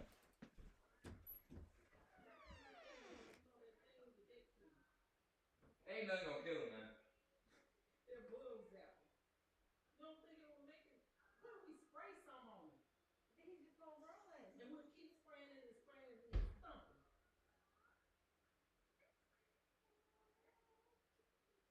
You think that'll work, Soraya? You fine, boo.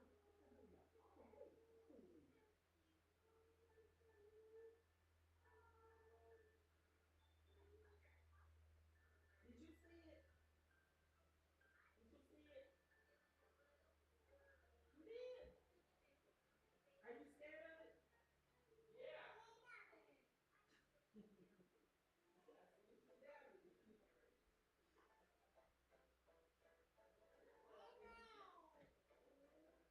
Alright.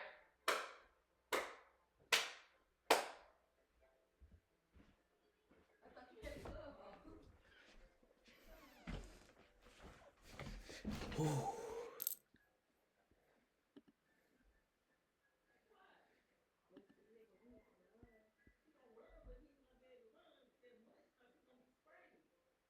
No, man, no.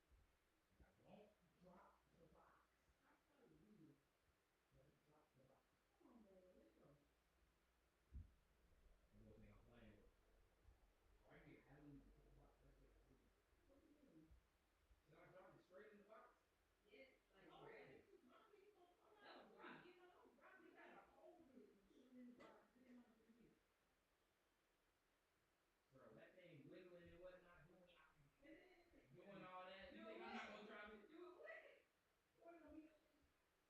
What gonna be just like that. Bro, no.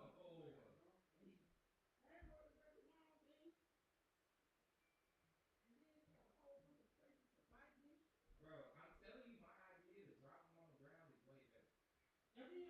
With the box, another box. I'm saying mama's like, mama ain't gonna be able to. Then you keep it up. Literally just up down. But I'm saying if you're gonna go up down, you might as well go up down into the container. She was close to container. Bro, I can go up down. I'm saying she got. It's gonna be like real. That's what I'm saying. She need to be holding it up. Yeah. Okay. Oh.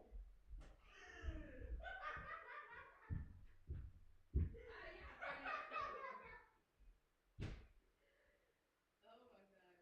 Oh my goodness.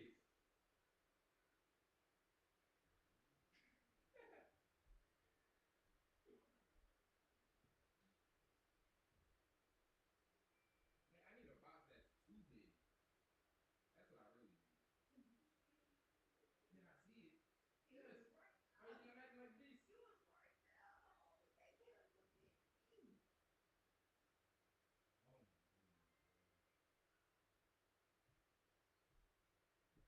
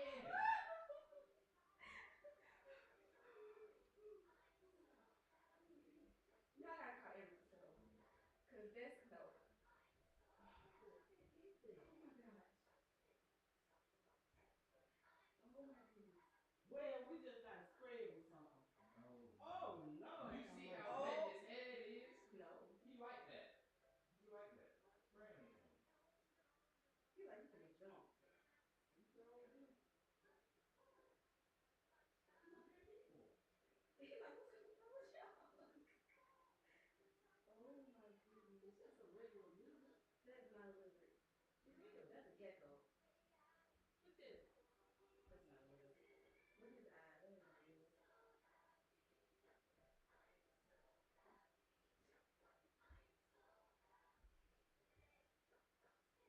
never seen a lizard that long. Like, you can see his head, and you can see his tail also. That's a lizard. That's a gecko.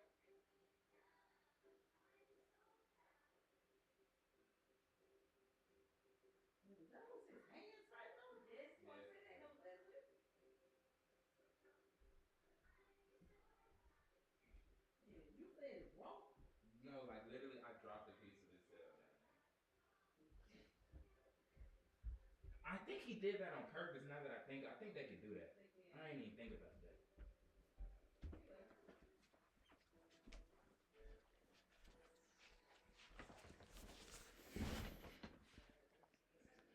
All right. I just tried to grab this lizard and the tail broke off in my hand. I think. What? Oh Lord, it's gonna jump down. Come on, Kenny. Come on, Kenny. Get the box. Okay, Kenny. Oh, Jesus. Come on, Kenny. It do what? Stomp him. Stomp him. Oh my goodness. What is that? It's a lizard. It's a lizard. Wait a minute. You took a picture? Oh my goodness. You recorded me. There's literally was a baby out there. That's alligator.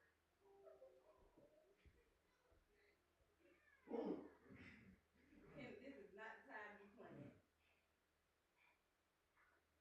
It's really jump. Kenny, you gotta come. Come, Kenny, please. Come on. I can't do nothing.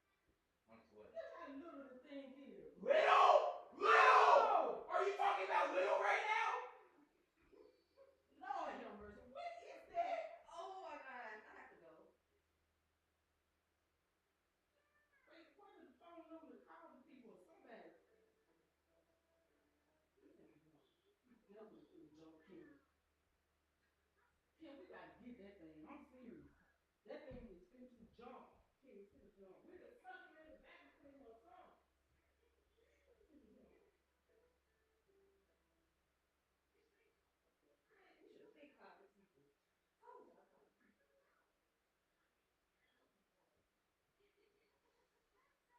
Bro, what?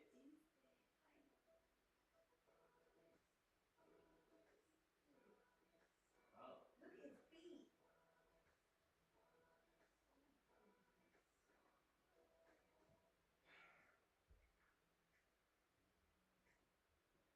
Hello. I'm still at home looking at this Tyrannosaurus Rex. Bro, we tried to catch it, it didn't work though. Yeah, that sucks, bro. I'm gonna take it. You got a big picture of it? Yeah. Let me see it. Mom, we gotta get this out. I'm trying to send it to me so I can. It's a video. Send it to animal control. Send it to me. Or something, cause that thing right there gotta go. I don't even know what that is. It's a lizard. Look at his head. That ain't no lizard. That is just go on, try to catch it with the box, Kenny. No. What's wrong? The same thing that's wrong with y'all right now. You a man. It ain't gonna be here when your daddy get here.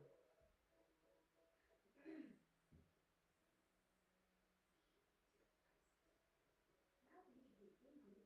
Through that window.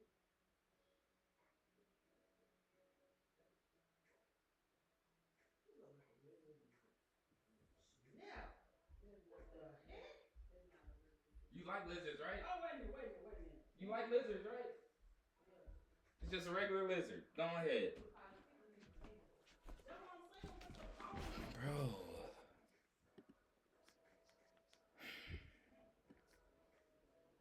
I should have closed this tray when I was literally just in here, bro.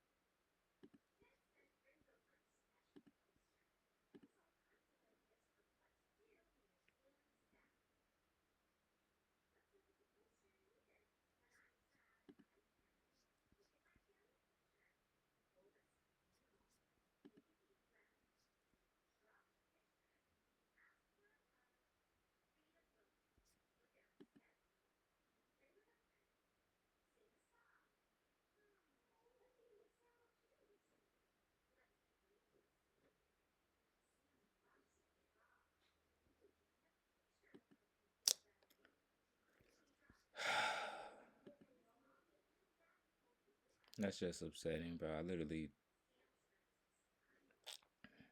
can't blame nobody but myself, bro.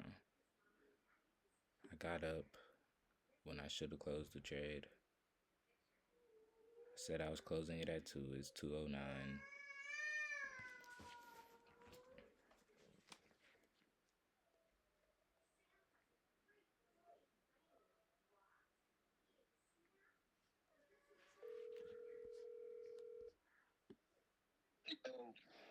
You ever grabbed a lizard? What? You ever grabbed a lizard? Have I ever grabbed one? Yeah. You want to grab another one? Yeah, I'll pull up. So your dad said this thing is huge. Yeah, I'll grab it. Yeah, I don't care. All right, pull up. All right. Who are you calling? That's Bowen, white boy. He said, well, he got lizards, don't he? "No, he don't got lizards, but he said he'll grab it." Or he said he's grabbed some, and I was like, "Bro, this one's big. I don't think you get it." He was like, "I'll grab it, bro. I don't care."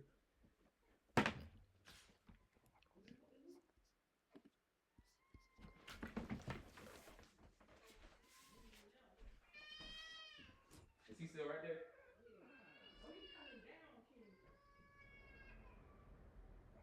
Stop saying Kenny. I'm not touching him. The same reason you're not. Girl.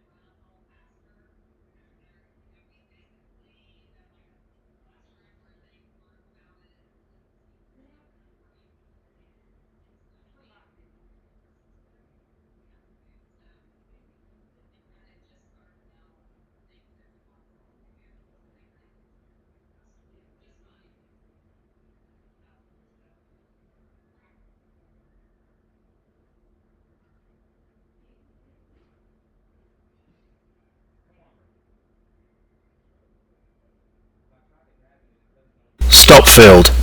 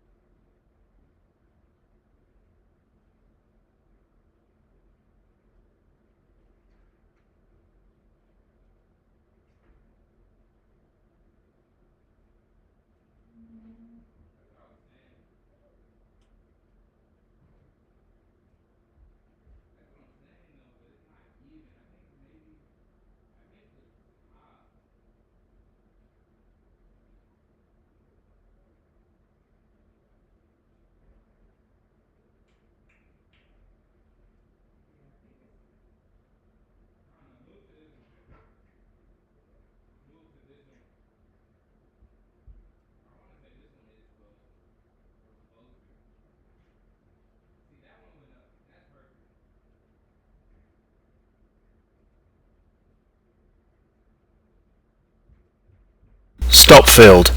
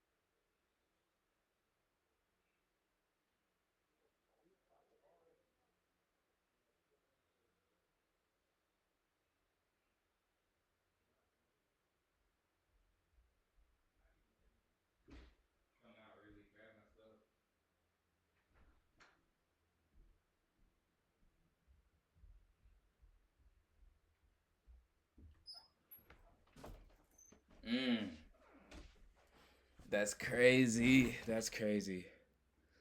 So, wait. What just happened? What is...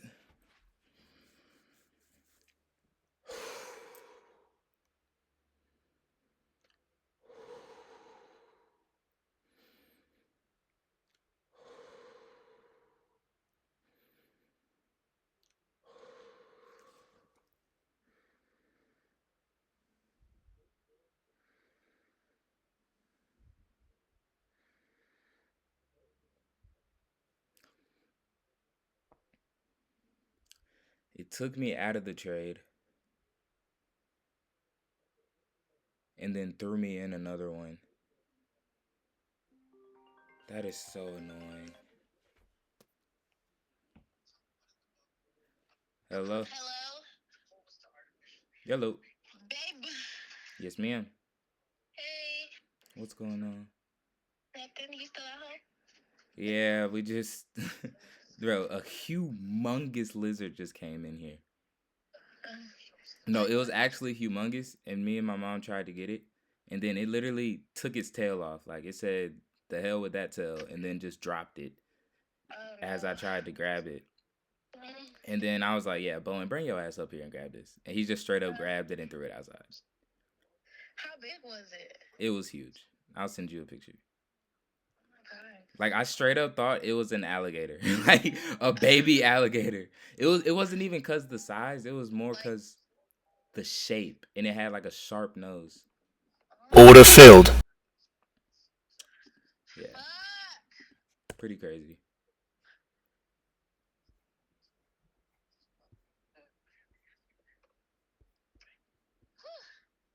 Y'all about to go golfing? Yeah, I'm finna grab my keys and walk out here in a second. Actually, I'll probably let him drive since he's already up here. Well, does he hit the ball when he's with you? Nah.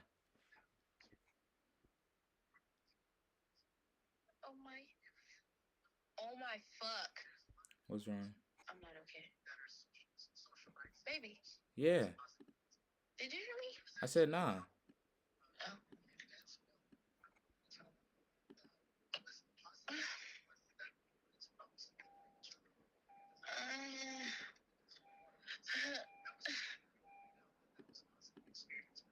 Okay, later. I was just checking on you. You headed home? You hear me? You headed home? Where to? The shop, I guess. Alrighty. You're on the way there now? Yes, sir. Okay. What you done ate? Meatball soup. Mm-hmm. And it's burning my fucking lip, and I think it took some of my mustache hair off, which is a plus. Okay, later, baby. Later, baby. I love you. I love you. Alright, that was increasingly annoying. So the trade that we actually got out of was there. So like a 1 to 0.5. And then once we broke this low, we got placed into another trade. It's like, geez, bro, like, I guess today just wasn't the day. Like, bro, that little thing that happened at the house completely blew this trade for a loop. Like, I was supposed to get out all the way up here, and I would have at least got almost a 1-to-1, like a 1 to 0.9. But like, I'm not mad at myself for the trade. I'm mad at how it ended, because I got distracted, left the charts, and then when I get back, I'm placed into another trade that I wasn't planning to be in. Let me refresh my funded futures again.